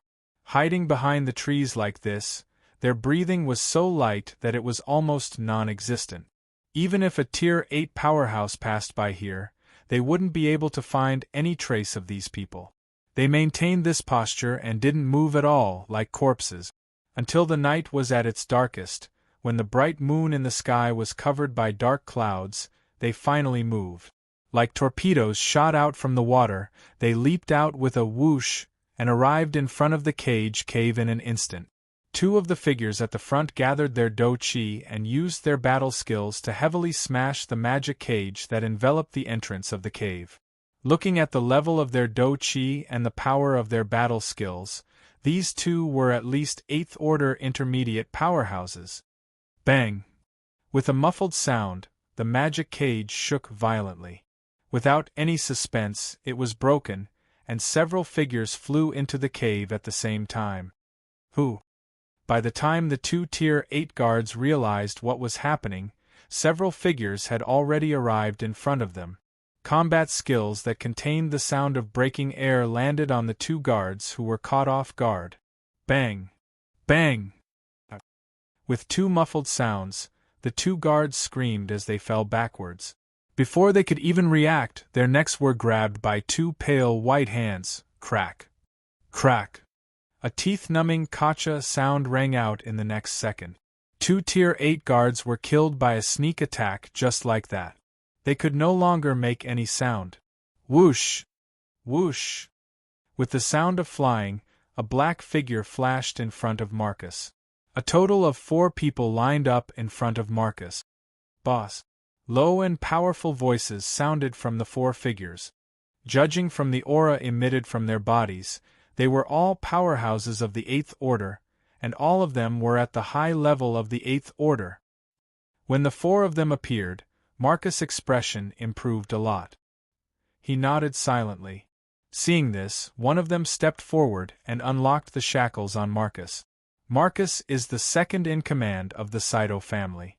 Over the years, he has secretly trained a few loyal subordinates.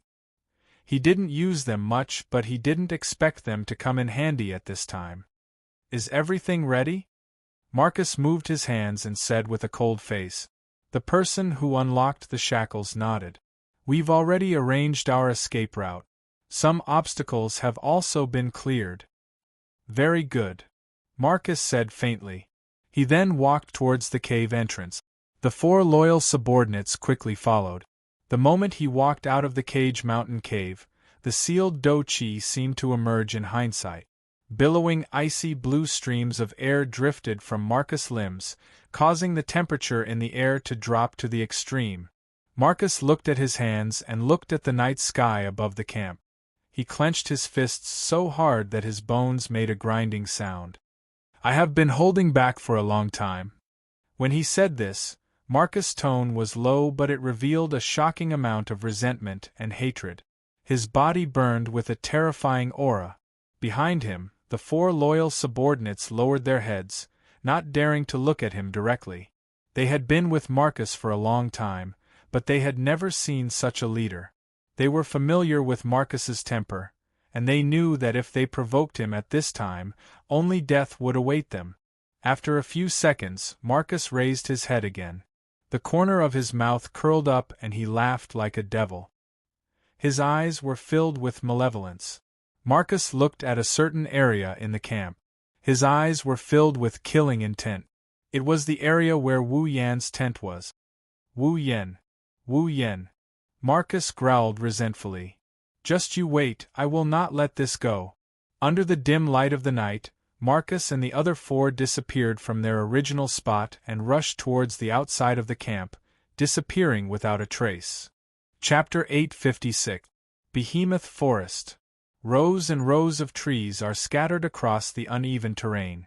Part of the weak moonlight managed to pass through the thick layer of leaves and illuminate the area. Sounds of birds, beasts, and insects can be heard all around. Rustling sounds of wind and sand can be heard continuously. If you remove the magical beasts here, then the Behemoth Forest is a very good environment. It is very peaceful. However, this tranquility is quickly broken by a series of rhythmic footsteps. As the footsteps grew louder and louder, under the faint moonlight, a few figures were slowly revealed. Their appearances also became clearer and clearer. Among them, one person was walking at the very front. It was very obvious that he was the leader. The remaining four people were guarding around him like guards. Their faces were filled with vigilance and vigilance. It is Marcus and his four loyalists who escaped from the camp. If you look carefully, you can see that there are people lying on the waists or shoulders of the loyalists behind Marcus. Rubbing against the withered leaves on the ground, the five people slowly walked in a certain direction. To be more precise, Marcus was rushing in a certain direction, while the four loyalists followed closely behind him. Seeing their leader walking without looking back and changing directions from time to time, the four loyalists looked at each other, lowered their heads, and continued to be vigilant.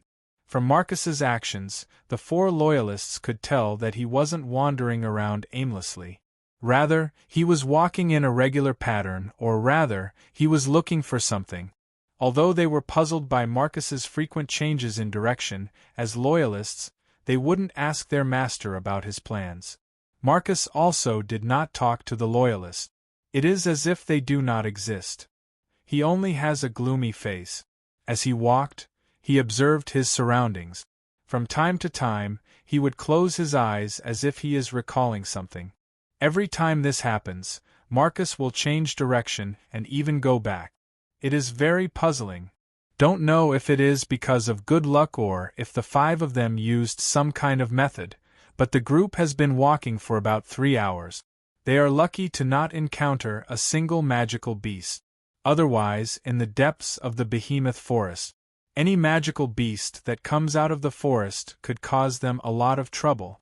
With the passage of time, the surrounding trees became denser and denser, and the road became more difficult to walk on.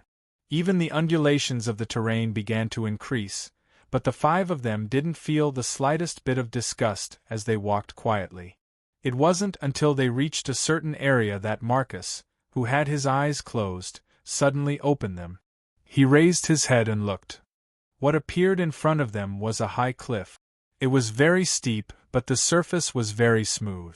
It was about 100 meters high, which was relatively high. Marcus and the others were standing on a thick layer of withered leaves, and they could even see centipedes and unknown insects crawling inside. It is obvious that this place has not been visited for at least a few years. Facing this high cliff, Marcus didn't continue walking. Instead, he calmly looked at it, his expression uncertain, as if he was struggling with something. Behind him, the loyalists are waiting for their master to make a move. It was not until almost 10 minutes later that Marcus finally made a move. Up. Simple. It is a simple sentence.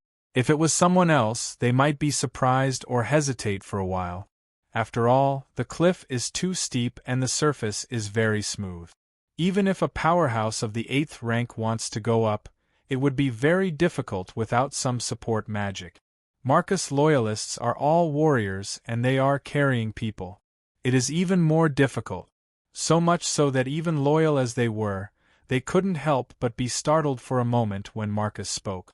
But in the next instant, they disappeared and followed behind Marcus to climb up the cliff. Do-chi covered the surface of their bodies and was controlled into a needle shape by them. Once they were placed on top of the high cliff, a couple of holes would appear on the precipitous wall of the high cliff to provide them with a foothold.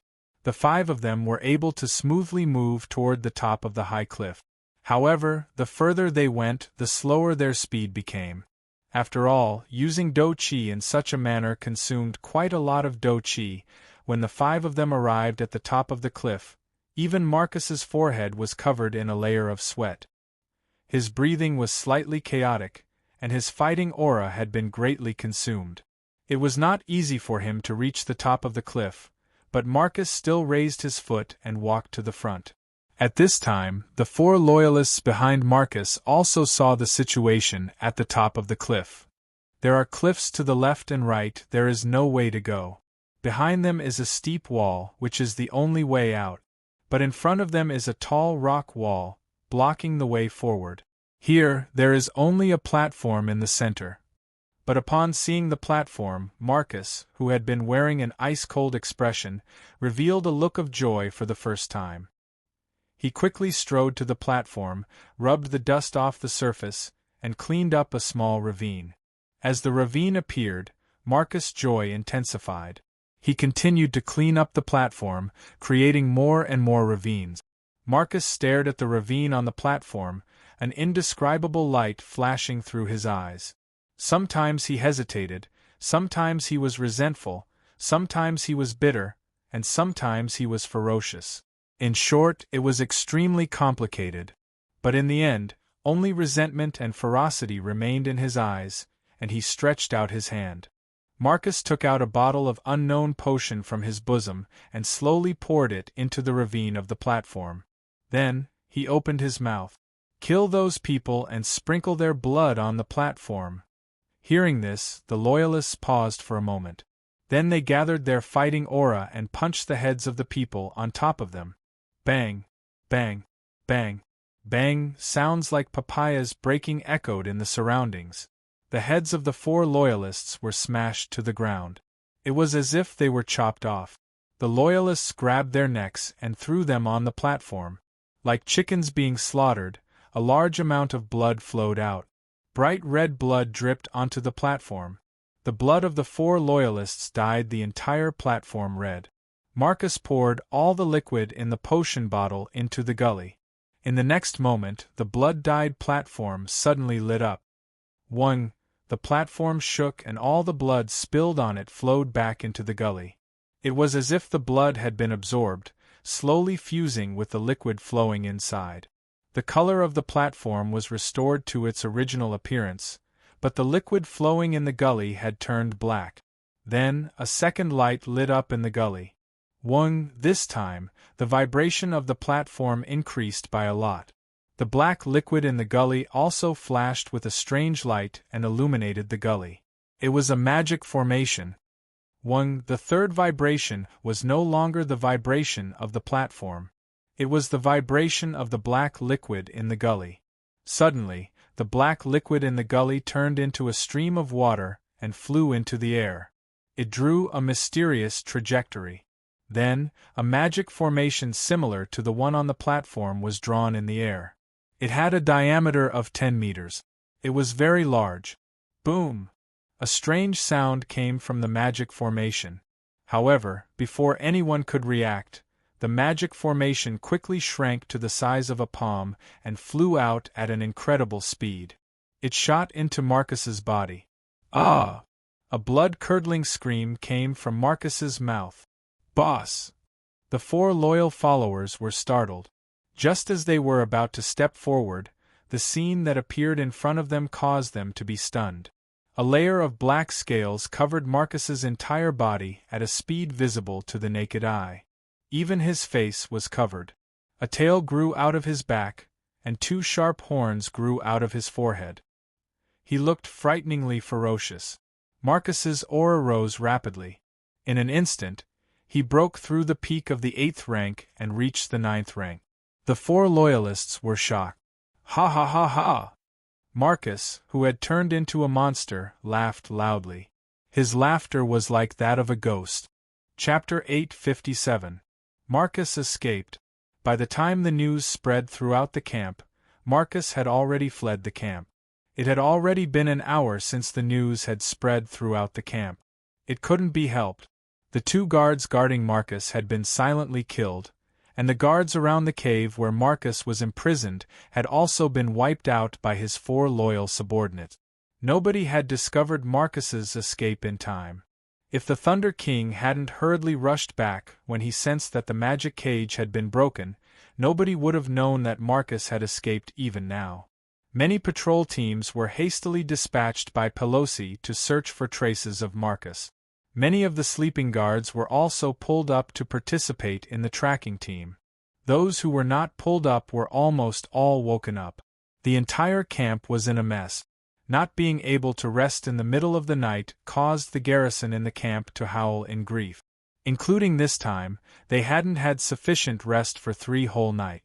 For a moment, the sound of complaints resounded throughout the camp. All the garrison cursed Marcus thousands of times, then turned their resentment into motivation, and began to search for Marcus as if they had been injected with chicken blood. If Marcus really fell into their hands, he probably hasn't returned to the camp yet. Who knows how many times they'll have to wear their little shoes. Of course, this is all inside the camp. It has nothing to do with Wu Yen and company. When Wu Yen learned of Marcus' escape, he only talked about it for a bit before tossing it to the back of his mind. Lei Wang, who came to inform Wu Yen, couldn't help but sigh in exasperation. All in all, despite the chaos in the camp, Wu Yen and co. are still living a comfortable life. For them, the camp is a mess. For them, helping Astrea activate Pandora is much more important than Marcus. If they have the spare energy to care about a stray dog, they might as well use it to think about the conditions for Astrea's evolution. At least, that's what the girls thought. They don't want to be subjected to the so-called family discipline. As for Wu Yen, he has his own matters to attend to. While the girls are still researching Pandora, Wu Yen returned to the camp. Wu Yen returned to his tent. He climbed into his bed. He didn't lie down to sleep. Instead, he opened the system interface and clicked on a tab that appeared a few days ago. Ding! User's level meets the awakening requirement of True Ancestor Bloodline. True Ancestor Bloodline ability automatically awakened. Please select one of the following 3 options as a Bloodline ability. 1. Mist Transformation. 2. Blood Pact. 3. Familiar Summon. He looked at the information displayed on the tab. Wu Yen fell silent. A few days ago, when he, Mikoto, Kotori, Toka, and Astrea reached Tier 9 and reached level 80, this tab has been there ever since. Every day, he would be prompted by the system to choose a bloodline ability. At that time, he had a lot of things to deal with, so he put this matter aside for the time being. It's only now that he's bringing it up again. Wu Yen isn't unfamiliar with the awakening of a bloodline ability. His ruby mode was awakened when he was level 70. Without it, he would have to run when facing a beast king. Now that he's about to awaken a bloodline ability, Wu Yen has to be careful. According to the system, the true ancestor bloodline had many bloodline abilities, but because his own strength was not enough, there was no way to awaken the abilities hidden in his bloodline. They had always been hidden in his body, but once his strength grew to a certain level and met the requirements of the bloodline ability would be awakened. Based on the current situation, he awakened his bloodline ability once when he was level 70. Now that he's level 80, his bloodline ability will awaken again. When he reaches level 90 or even the max level 100, he'll have to face the problem of awakening his bloodline ability again. In other words, the awakening of the true ancestor bloodline will come with his rank. However, Wu Yen didn't expect to have to choose a bloodline ability. After the system's explanation, he finally understood. Every person and every life had their own limit. Even vampires with incomparably strong vitality had their own limit. True ancestors were much stronger than ordinary vampires, but they also had their own limits. In some of the system's dungeon worlds, other true ancestors also exist. Moreover, the true ancestors in each dungeon world have different natures. For example, the true ancestors in the world of Shade Moon are more like elves than vampires. The true ancestor in Teacher of Magic, Evangeline, is a man-made product. There are also true ancestors in some dungeon worlds that weren't born naturally. There are also true ancestors that were born due to environmental or man-made reasons. Some true ancestors were even born due to curses. The most common thing about each true ancestor is that they are immortal. However, due to their different natures, the true ancestors themselves have different abilities. The true ancestor bloodline in the system is more like the true ancestors in the world of Shade Moon, similar to elves, but its nature doesn't limit its abilities. In other words, Wu Yan's true ancestor bloodline is the same as the true ancestors in the world of Shade Moon, but the bloodline's ability is a combination of the advantages of all the true ancestors in the world of Shade Moon, including the ability. In this way, a problem arises. True ancestors are also creatures with limits. With so many bloodline abilities squeezed into one body, it is impossible to awaken all of them. Otherwise, the bloodline itself will become chaotic. Therefore, when awakening a bloodline ability, the system will sort out these abilities and allow Wu Yan to choose which bloodline ability to awaken. Wu Yan stared at the system list in front of him. Looking at the 3 abilities displayed, he scratched his cheek and checked them one by one. Atomization, exclusive true ancestor bloodline ability, cannot be exchanged. The body will turn into a mist of nothingness and blend into the atmosphere. In this state, the user will be able to freely enter and exit any place. The user will have the ability to move quickly and will not receive any damage. However, the user will not be able to use any attacks in this state. Blood Contract, exclusive ability of the true ancestor bloodline, unexchangeable. The true ancestor has the embrace ability. The target whose blood is sucked by the true ancestor will become a vampire. When the embrace is used, this ability will be activated at the same time. The target of the embrace will be given a certain level. The level is the user's level minus 10 levels. Vassal Beast Summon, exclusive true ancestor bloodline ability, cannot be exchanged. Summon an otherworldly beast. The vassal beast is extremely destructive. Even the weakest vassal beast is incomparable to the newest fighter jets and tank. A true ancestor's vassal beast has the power to destroy an entire empire. Vassal beasts are a collection of mana. They are sentient but have no physical body and cannot be attacked. However, if a vassal beast is attacked with mana that is more powerful than the vassal beast itself, the damage can be negated. Abilities that nullify mana can also eliminate the vassal beast itself. After a successful summoning, the vassal beast will reside in the user's blood and absorb the user's life force, greatly reducing the user's lifespan. Therefore, only a vampire with unlimited life force can truly control a vassal beast. Wu Yan frowned as he looked at the 3 bloodline abilities. Vaporization, as its name suggests, allows the user to transform into mist. Not only can they enter any location, they can also move quickly and become immune to damage. It's a very useful ability, but Wu Yan doesn't need it. He had spatial manipulation magic, so he could go wherever he wanted. His movement ability was stronger than when he was in the mist state, and immunity to damage was even more impractical. There was no shortage of spells with the same effect in the 103,000 grimoires. Blood Pact, on the other hand, is very useful. It grants the target of the embrace 10 levels lower than the user. If he uses it, the target of the embrace will rise to level 70, giving them the power of a rank 8 fighter. But what attracted Wu Yan the most was the ability to summon vassal beasts. Chapter 858. Vassal Beast Summon, ability exclusive to the primogenitor bloodline, cannot be exchanged. Summon an otherworldly beast under the wielder's command.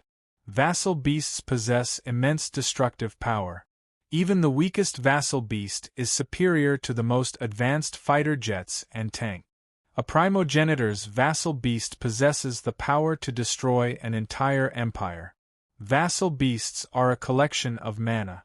They possess sentience but do not have a physical body. They cannot be attacked. However, an attack with mana greater than the vassal beast's body can be nullified. The vassal beast will reside in the wielder's blood and absorb the wielder's life force, greatly reducing the wielder's lifespan. Therefore, only a vampire with unlimited life force can truly control a vassal beast. Without a doubt, this is a terrifying ability. Even the weakest vassal beast is superior to the most advanced fighter jets and tank. A primogenitor's vassal beast possesses the power to destroy an entire empire. And I am a primogenitor.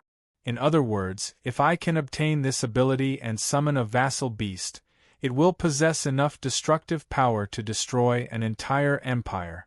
Vassal beasts will become my most powerful means of attack at this stage of the game. On top of that, vassal beasts are a collection of mana. They do not have a physical body and cannot be attacked. Vassal beasts are even more powerful than before. Wu Yen can already imagine what would happen if a monster like this was thrown into the Ailu Empire and wreaked havoc as it pleased. Even though using mana greater than the vassal beast's body to nullify the damage, vassal beasts are a collection of mana.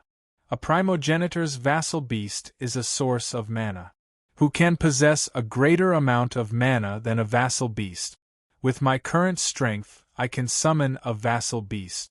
Even a demigod expert who is proficient in magic would not be able to block one of my attacks. Even a demigod expert would have to exhaust most of his mana. After 2 attacks, the opponent's mana would be depleted. Without mana, the vassal beast is just a paper tiger. What's there to worry about? Of course, a demigod expert isn't that stupid. If they understood the nature of a vassal beast, they wouldn't be foolish enough to take it head-on. However, that doesn't diminish the power of a vassal beast. Moreover, vassal beasts had their own consciousness, so he didn't need to control them.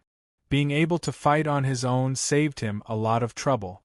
With his current power level, he can summon a familiar to fight alongside him. He's confident he won't lose to a Tier 9 combatant. If one had 2 familiars or more than 2 familiars, thinking about it, Wu Yen felt that this ability was a bit abnormal. The only thing they had to be wary of was the ability to deal a fatal blow to a familiar, but that didn't matter. Familiars didn't have a physical body to begin with. Once they were wiped out, they could just summon them again. As long as the user didn't die, the familiars wouldn't die either. He only needed to consume magic power to summon it again. If the Blood Pact ability allowed him to create an unparalleled Tier 8 army, then the ability to summon familiars would allow him to become an existence comparable to an entire army. At the very least, that's the case in terms of destructive power. Wu Yen was tempted by the ability to create a Tier 8 army.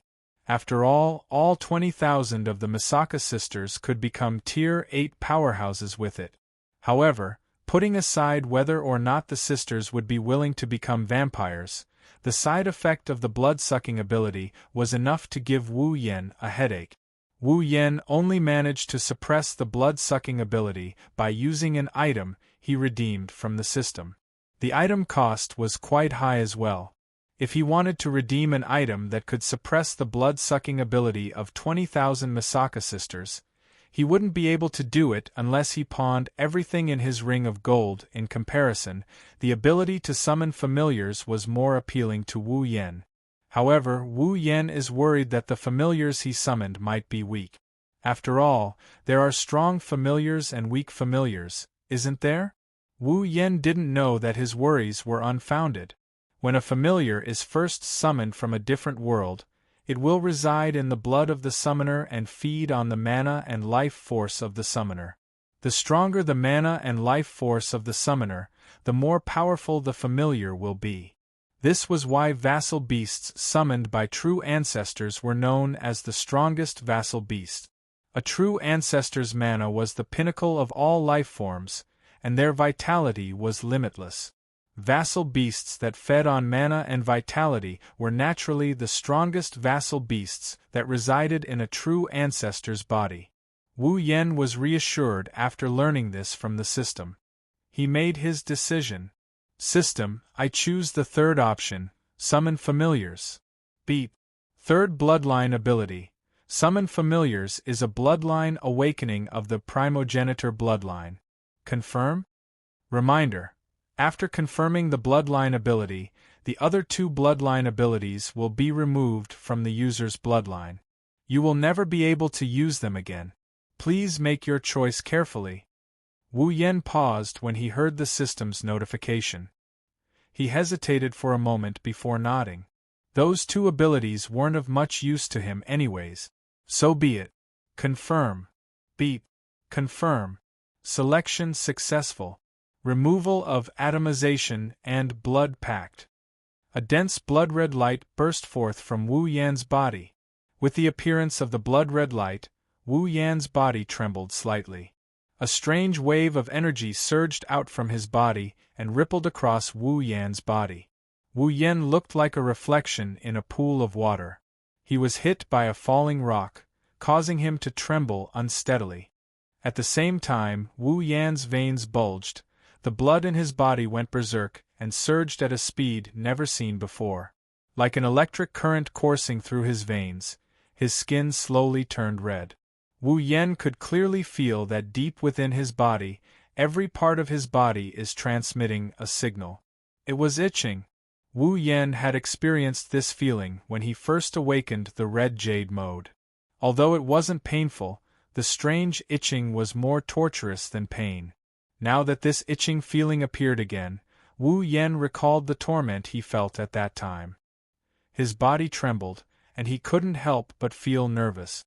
However, to his surprise, the itching from Wu Yan's body was not as strong as when he first awakened the red jade mode. Although it was still very itchy, it was still within the range of Wu Yan's tolerance. Wu Yan heaved a sigh of relief.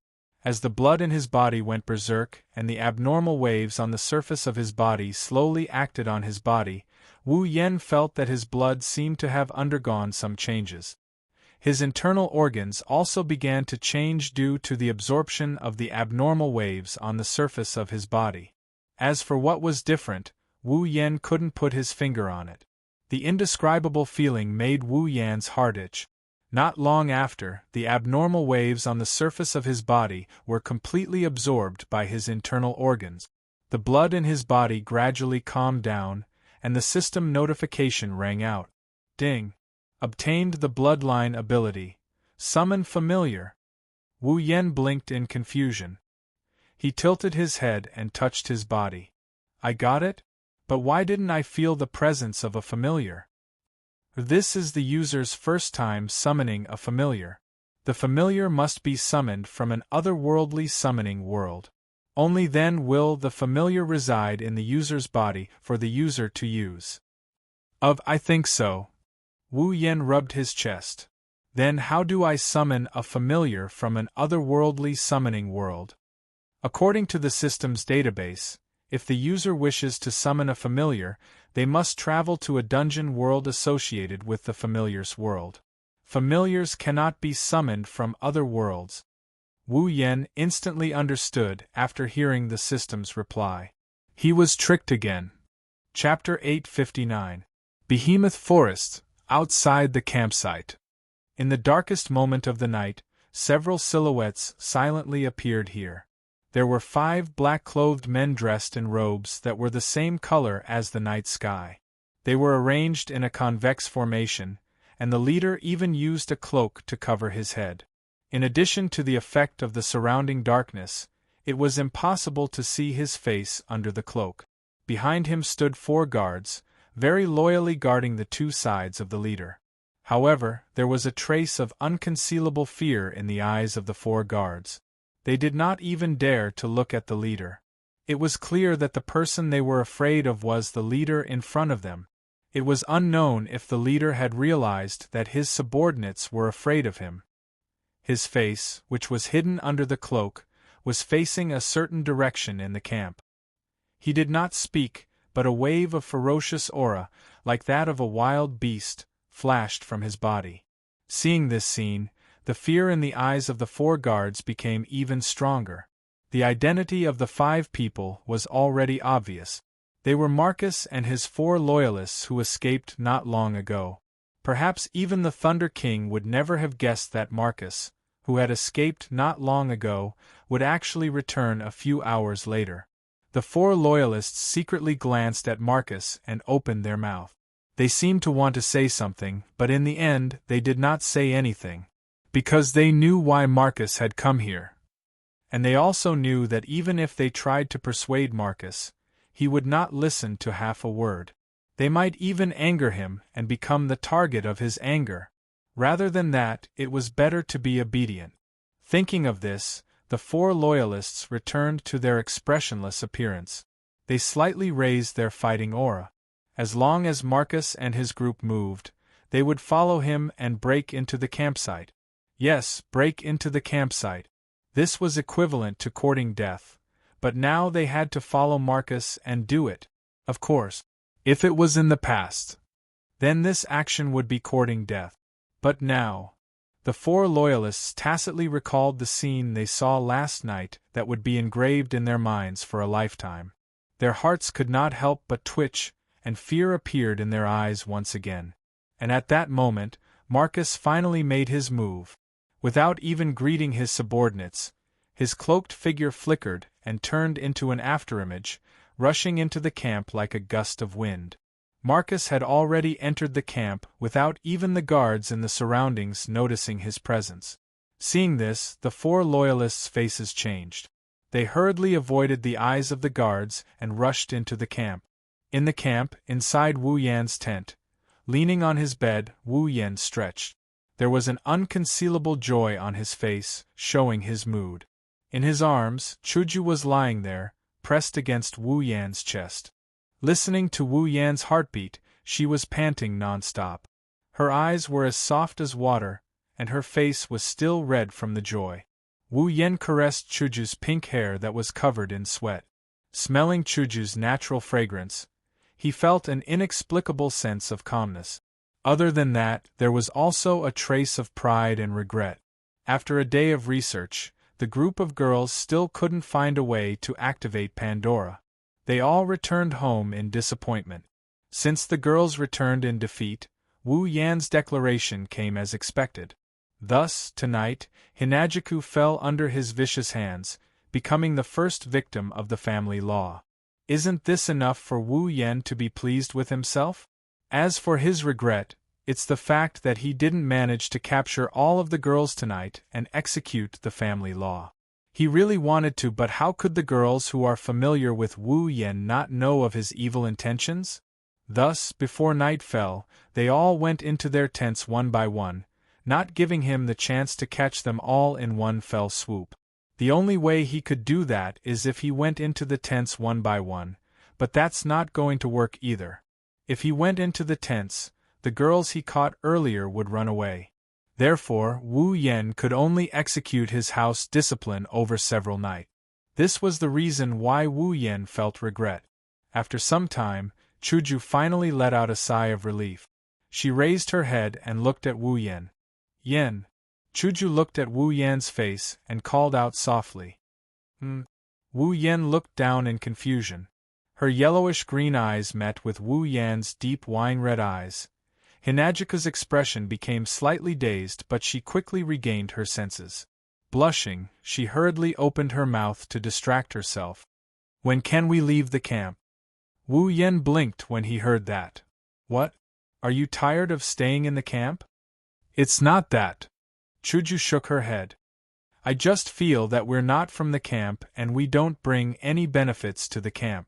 If we keep staying here, I feel like I'm lazy in someone else's home. After listening to Hinagika's explanation, Wu Yan agreed with her. It seems like their current situation is just like a lazy worm living under someone else's roof. Wu Yan scratched his head and sighed. Actually, I don't really want to stay here either. However, once we leave, will my sisters be able to leave with us in a grandiose manner? Then what should we do? Shoujo wrinkled her nose. Do we have to stay here forever? That's not the case. Wu Yen looked up at the top of the tent. Katsu-chan is already thinking of a way to let the girls live a normal life, while also solving the current situation. Is it okay? Don't worry, it's fine. Wu Yen rested his head on top of Hinagiku's head. He smelled her hair and he grinned. In terms of strength, Misaki-chan might not even be a match for you. However, when it comes to brains, other than coterie, none of us can beat her. Leave it to her. Is that so? Shoujo was relieved to hear Wu Yan's words. She said with a hint of jealousy. You really do trust Shoujo? Aya, you're jealous just like that? Wu Yen looked at Hinagiku's pretty face in amusement and knocked her on the head. If it was you, I'd trust her too.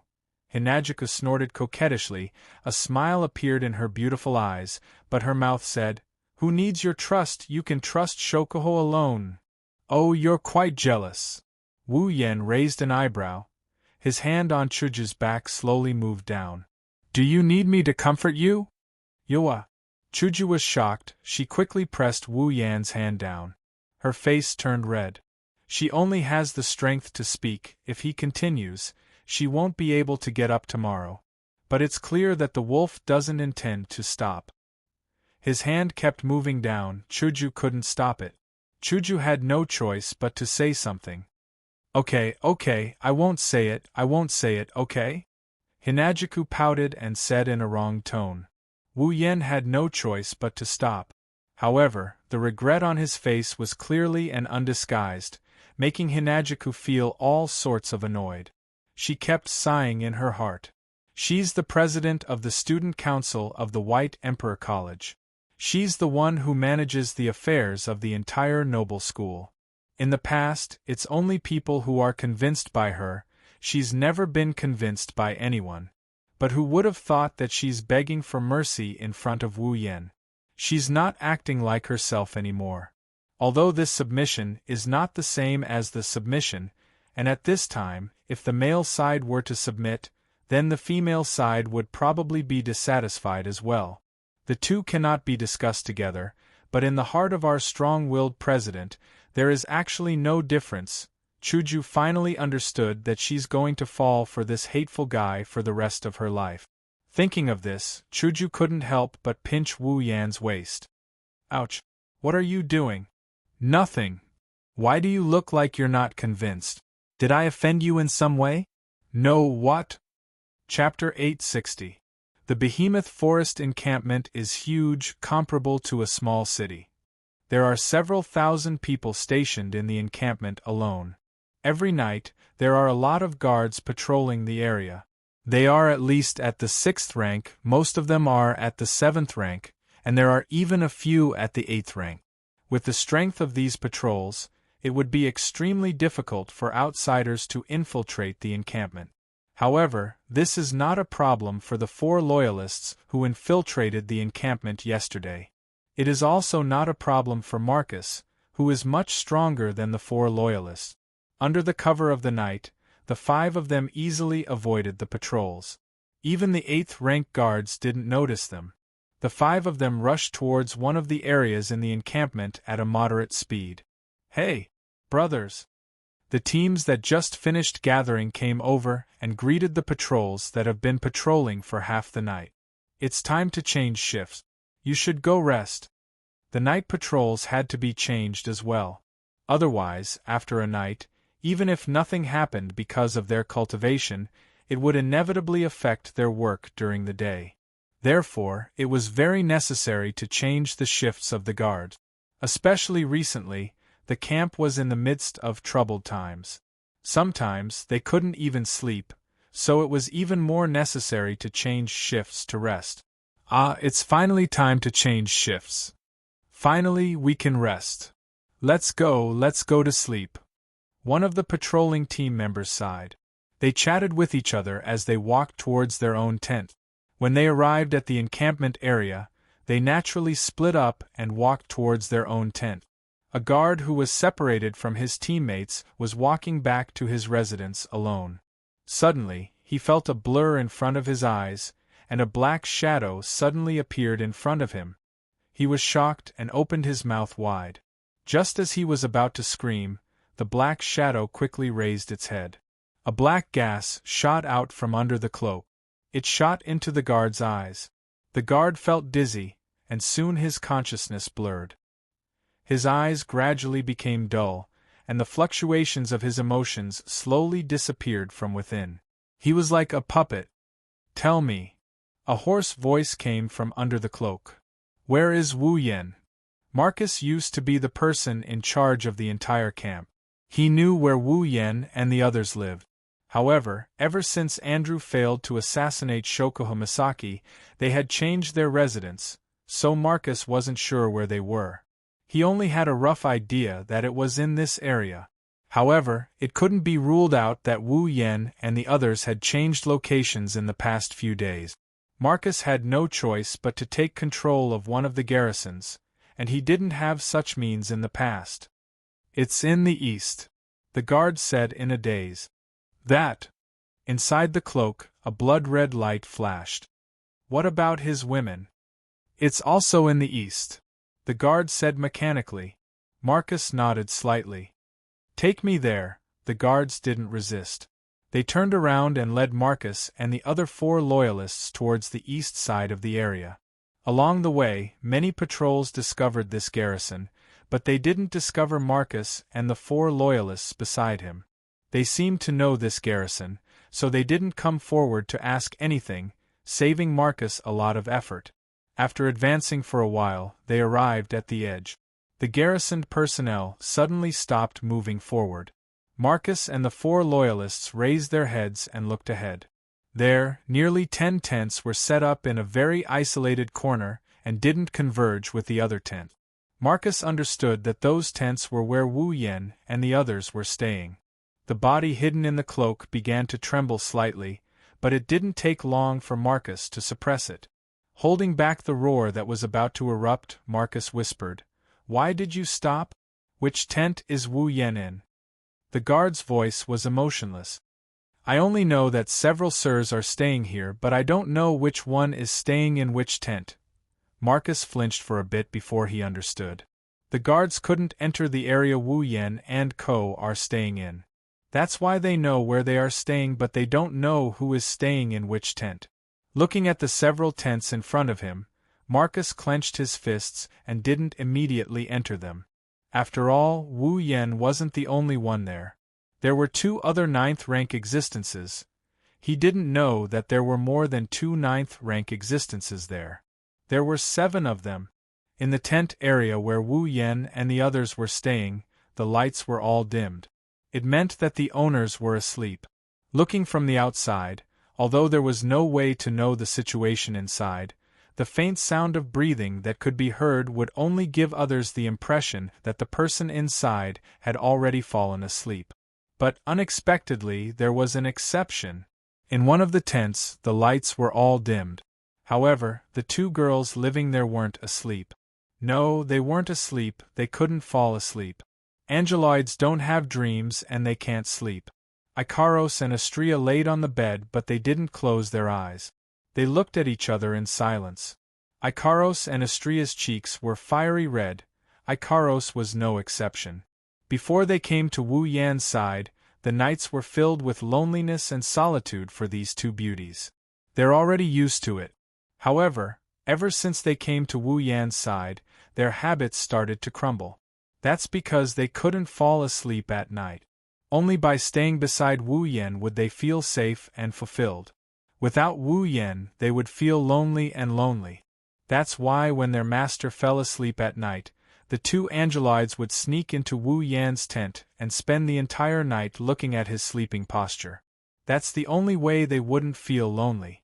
Of course, Wu Yan knew about this, but he didn't point it out. Once he feels the 2 girls beside him, if he's tired, he would fall asleep while holding their hands. If he's full of energy, Ikaros and Astrea would have to roll in the sheets with him. Of course, Ikaros and Astrea didn't accompany Wu Yan every night. For example, in this situation, they knew Shoujo was in Wu Yan's tent doing something shameless. They didn't dare to enter his tent. If they entered, they would end up like Shoujo. A certain wolf would take advantage of them. Thus, the two girls returned to their tent. Blushing, they're probably imagining the scene where they did it with Wu Yen, but at a certain moment, the red-faced Ikaros lifted her head. Her pair of indigo pupils flashed and contracted. Then a square frame appeared as her pupils turned crimson red. Ikaros-senpai. The sudden change surprised Astria. Before she could ask, Ikaros stood up abruptly. With a flap of her wings, Ikaros dashed out of the tent. Astria reacted and a square frame appeared in her eyes. As an angel like Ikaros, even though her brain wasn't that bright, she knew Ikaros wouldn't do something so meaningless. Ikaros must have noticed something, that's why she flew out in such a hurry. Astria flapped her pure white wings and flew out of the tent at a speed comparable to Ikaros. She arrived beside Ikaros, who was standing at the entrance of the tent. Astria saw what was happening outside the tent. Astria saw. In front, not far away, 5 black figures were standing beside a guard. The one in the lead was emitting a very ominous aura. Even an idiot like Astria eliminated the possibility of the other party being friendly when she sensed the ominous presence. Are they trying to harm Master? With this thought in mind, the square frames in the two women's eyes suddenly expanded, and a halo flashed above their heads for a moment. The two girls shot out like cannonballs. Chapter 861. Marcus, who was thinking of a way to sneak past Ikaros and Flandrachan's tent to assassinate Wu Yen and the other girls, turned around in shock. When he saw Ikaros and Astria charging at him, his expression changed. Marcus clenched his fists and gritted his teeth. I was discovered, how? Marcus believed that he had hidden his whereabouts very well, and the 4 loyal followers beside him were all capable of hiding their tracks. Otherwise, they wouldn't have been able to hide from the eyes and ears of the entire camp and save him. But he didn't expect that in the end, he was still discovered. Marcus miscalculated. He didn't know anything about the girl's abilities. Just like how Andrew didn't expect Shokuho Misaki to have the ability to sense other people's psyche waves, Marcus didn't expect Ikaros to be able to detect him when he thought he had hidden himself well. But he didn't expect Ikaros to be able to detect him. If that's the case. His cloak fluttered despite the lack of wind. Wisps of black gas came out of it and enveloped Ikaros and Astria like a dark cloud. Then I will take care of you first. You. A cold voice came out of Marcus' mouth and echoed in the ears of the 4 die-hard loyalists. Kill that golden-haired one. Yes, sir. The loyalists shouted. Then, they leaped into the air and charged towards Astria. Marcus, on the other hand, turned his attention to Ikaros. Perfect, let's see how strong a Tier 9 fighter like you is. As soon as he finished speaking, Marcus spewed out black gas from his feet, turning him into a rocket launcher as he charged towards Ikaros. Boom! The sound of a collision echoed throughout the camp. Such a loud and clear voice was no different from a sudden clap of thunder in the silent night. He believed that if this voice were to spread out, then everyone in the camp would hear it and come over. The 5 of them surrounded Marcus. But strangely enough, invisible sound waves reverberated in the air. When they spread out, they were wiped out by the black gas that enveloped the area. There was no sign of the sound waves spreading out. Because of this ability. That's why Marcus dared to assassinate Wu Yen and Ko one by one. Otherwise, the sound of the battle would attract Wu Yan's group and everyone in the camp. No matter how arrogant Marcus was, he wouldn't be able to do anything about it. He wouldn't be able to kill a single one of them. Since it was able to block sound waves, it would naturally be able to block combat aura, mana fluctuations, and the aura of the person inside. With this ability, Marcus's wishful thinking of defeating them one by one would definitely be successful. Of course, that's when he's dealing with others. While Ikaros, Astria, and Marcus clashed with each other, inside Wu Yan's tent, Wu Yan, who was hugging Shoujo, opened his eyes. He shot up from his bed like a spring, startling Shoujo. What's wrong? Wu Yen didn't answer Hinagiku right away. Instead, he closed his eyes as if he's sensing something. When he opened his eyes again, a terrifying killing intent erupted from his eyes like a volcano. His wine-red pupils turned blood-red as he spoke with a voice filled with killing intent. Every word he uttered came out from the gaps between his teeth. Go. Die. Yen. Seeing Wu Yan's ruthless expression, Shoujo froze. He clenched his fists so hard that his knuckles cracked. Taking a few deep breaths, he suppressed his rage and opened his mouth to Hinagiku. Shoujo, go gather Mikoto and the others. Hearing that, Hinagiku immediately understood that something must have happened. She grabbed her clothes and quickly put them on while asking, "What happened?" Wu Yen took a deep breath. If he didn't do this, he was afraid he wouldn't be able to hold himself back and rush out without giving his orders.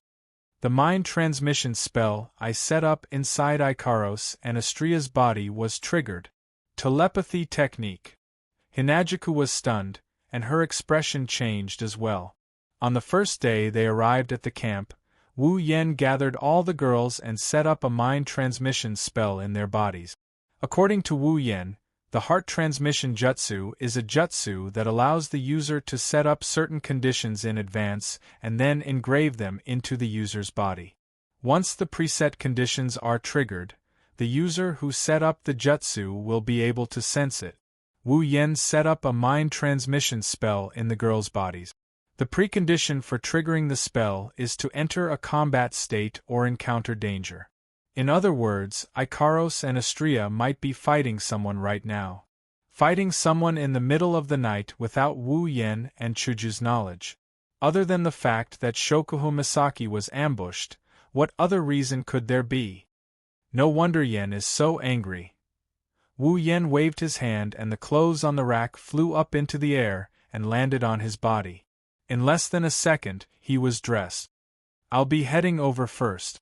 Hinagiku nodded. She knows how anxious Wu Yen is right now. If it weren't for the fact that Ikaros and Astria are Tier 9, he probably wouldn't even have the time to inform her of his arrival before rushing over. Be careful! Mana surged out of Wu Yan's body. His body flashed and he disappeared. Shoujo ran out of the tent and ran towards the girls. Boom! A loud sound rang out in the space filled with black gas. The ripples of the blast spread out and hit the encirclement formed by the black gas. Then, the black gas was completely absorbed without any leakage. Ikaros's emotionless eyes swept past Marcus, who was rushing towards her.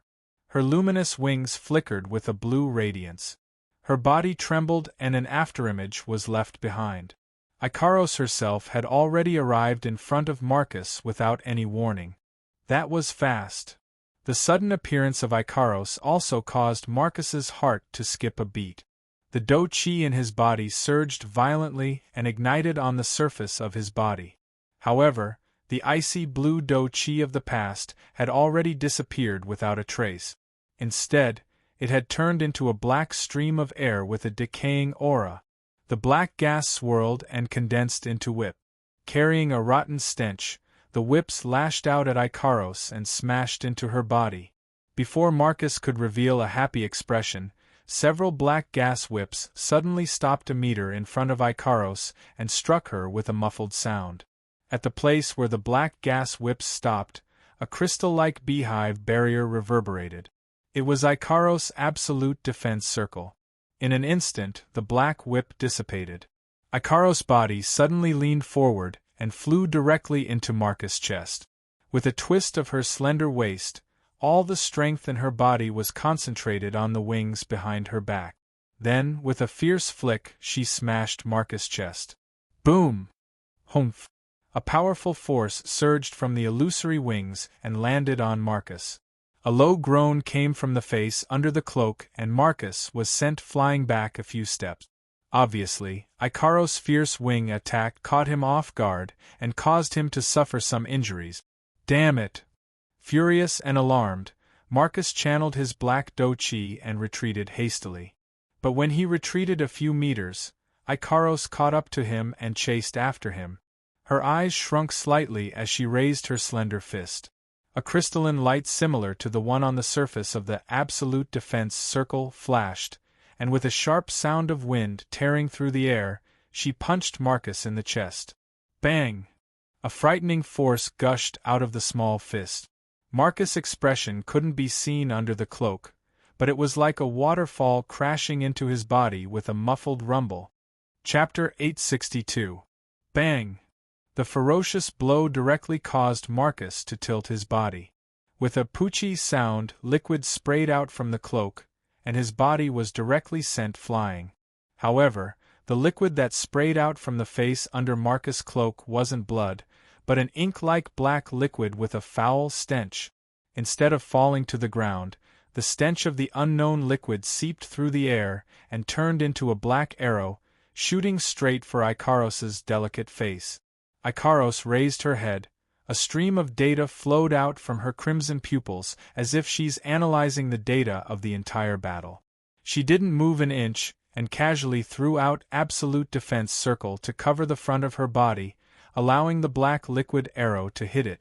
In the next second, a sizzling sound like an egg being dropped into a frying pan came from absolute defense circle. It's the black arrow corroding the surface of absolute defense circle like acid. Seeing this, even Ikaros couldn't help but pause for a moment. Obviously, she didn't expect this result. Fortunately, the black arrow didn't seem to be able to corrode absolute defense circle. It only caused a burst of poisonous smoke before disappearing without a trace. The whole process may seem long, but from the moment Ikaros and Marcus faced each other head-on, it's clear that Marcus didn't have much time left. It only took a dozen or so seconds for the two melee attacks to take place. In these dozen or so seconds, Ikaros had the absolute upper hand. Just as Marcus stabilized himself, his line of sight quickly shifted to Ikaros, who was floating in the air. Seeing Ikaros's unscathed appearance, he gnashed his teeth in hatred from under his cloak. This woman is so strong. In just a dozen or so seconds, he already suffered 2 losses at the hands of the opponent. At this point, no matter how stupid Marcus is, he finally understood. He finally understood. This woman called Ikaros isn't what he thought she was. She's like him, relying on some kind of method. She's a fake who forcefully raised her strength to the 9th stage. But how is this possible? This woman. She's still so young. How can she rely on her own strength to reach the 9th stage? Marcus' voice was filled with uncontrollable jealousy and hatred. One must know. He had paid a rather painful price to reach the 9th stage.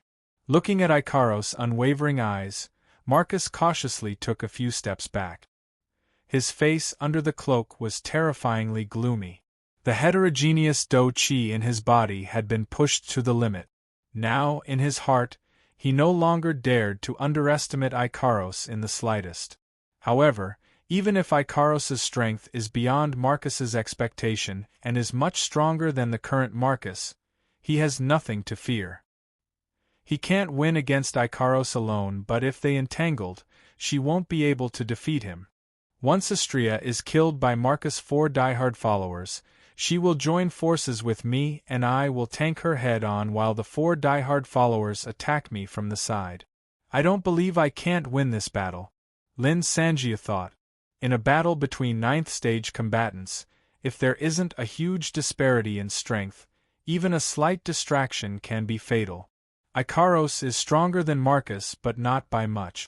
Under such circumstances, with 4 more diehard followers harassing her, she'll definitely die. As for Astrea's battle, Marcus isn't worried at all. A peak 8th stage is much stronger than a high 8th stage, but she's up against 4 high 8th stage combatants. The peak 8th stage has almost no chance of winning. 1 against 4, it's like ants can bite an elephant to death. Plus, his 4 diehard followers aren't your average high 8th stage combatant. If they join forces, they'll definitely win. Marcus has no doubt about it. At least, that's what he thinks. That's why he didn't know that the Ikaros in his mind, who isn't much stronger than him, still has an evolved combat mode that she hasn't used yet.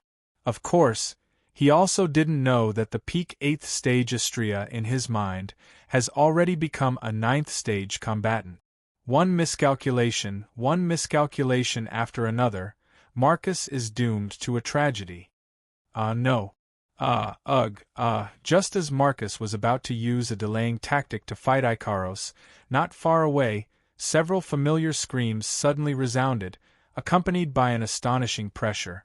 An ominous premonition emerged from the depths of Marcus's heart. He did not dare to turn his head to look at the source of the sound, but his head still turned uncontrollably.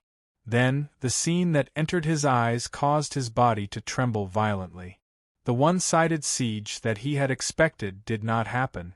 Instead, the 4 8th Order high-level loyalists that he had placed his hopes on were all lying on the ground, with a hideous wound that was enough to kill them. Blood flowed out, staining the ground below.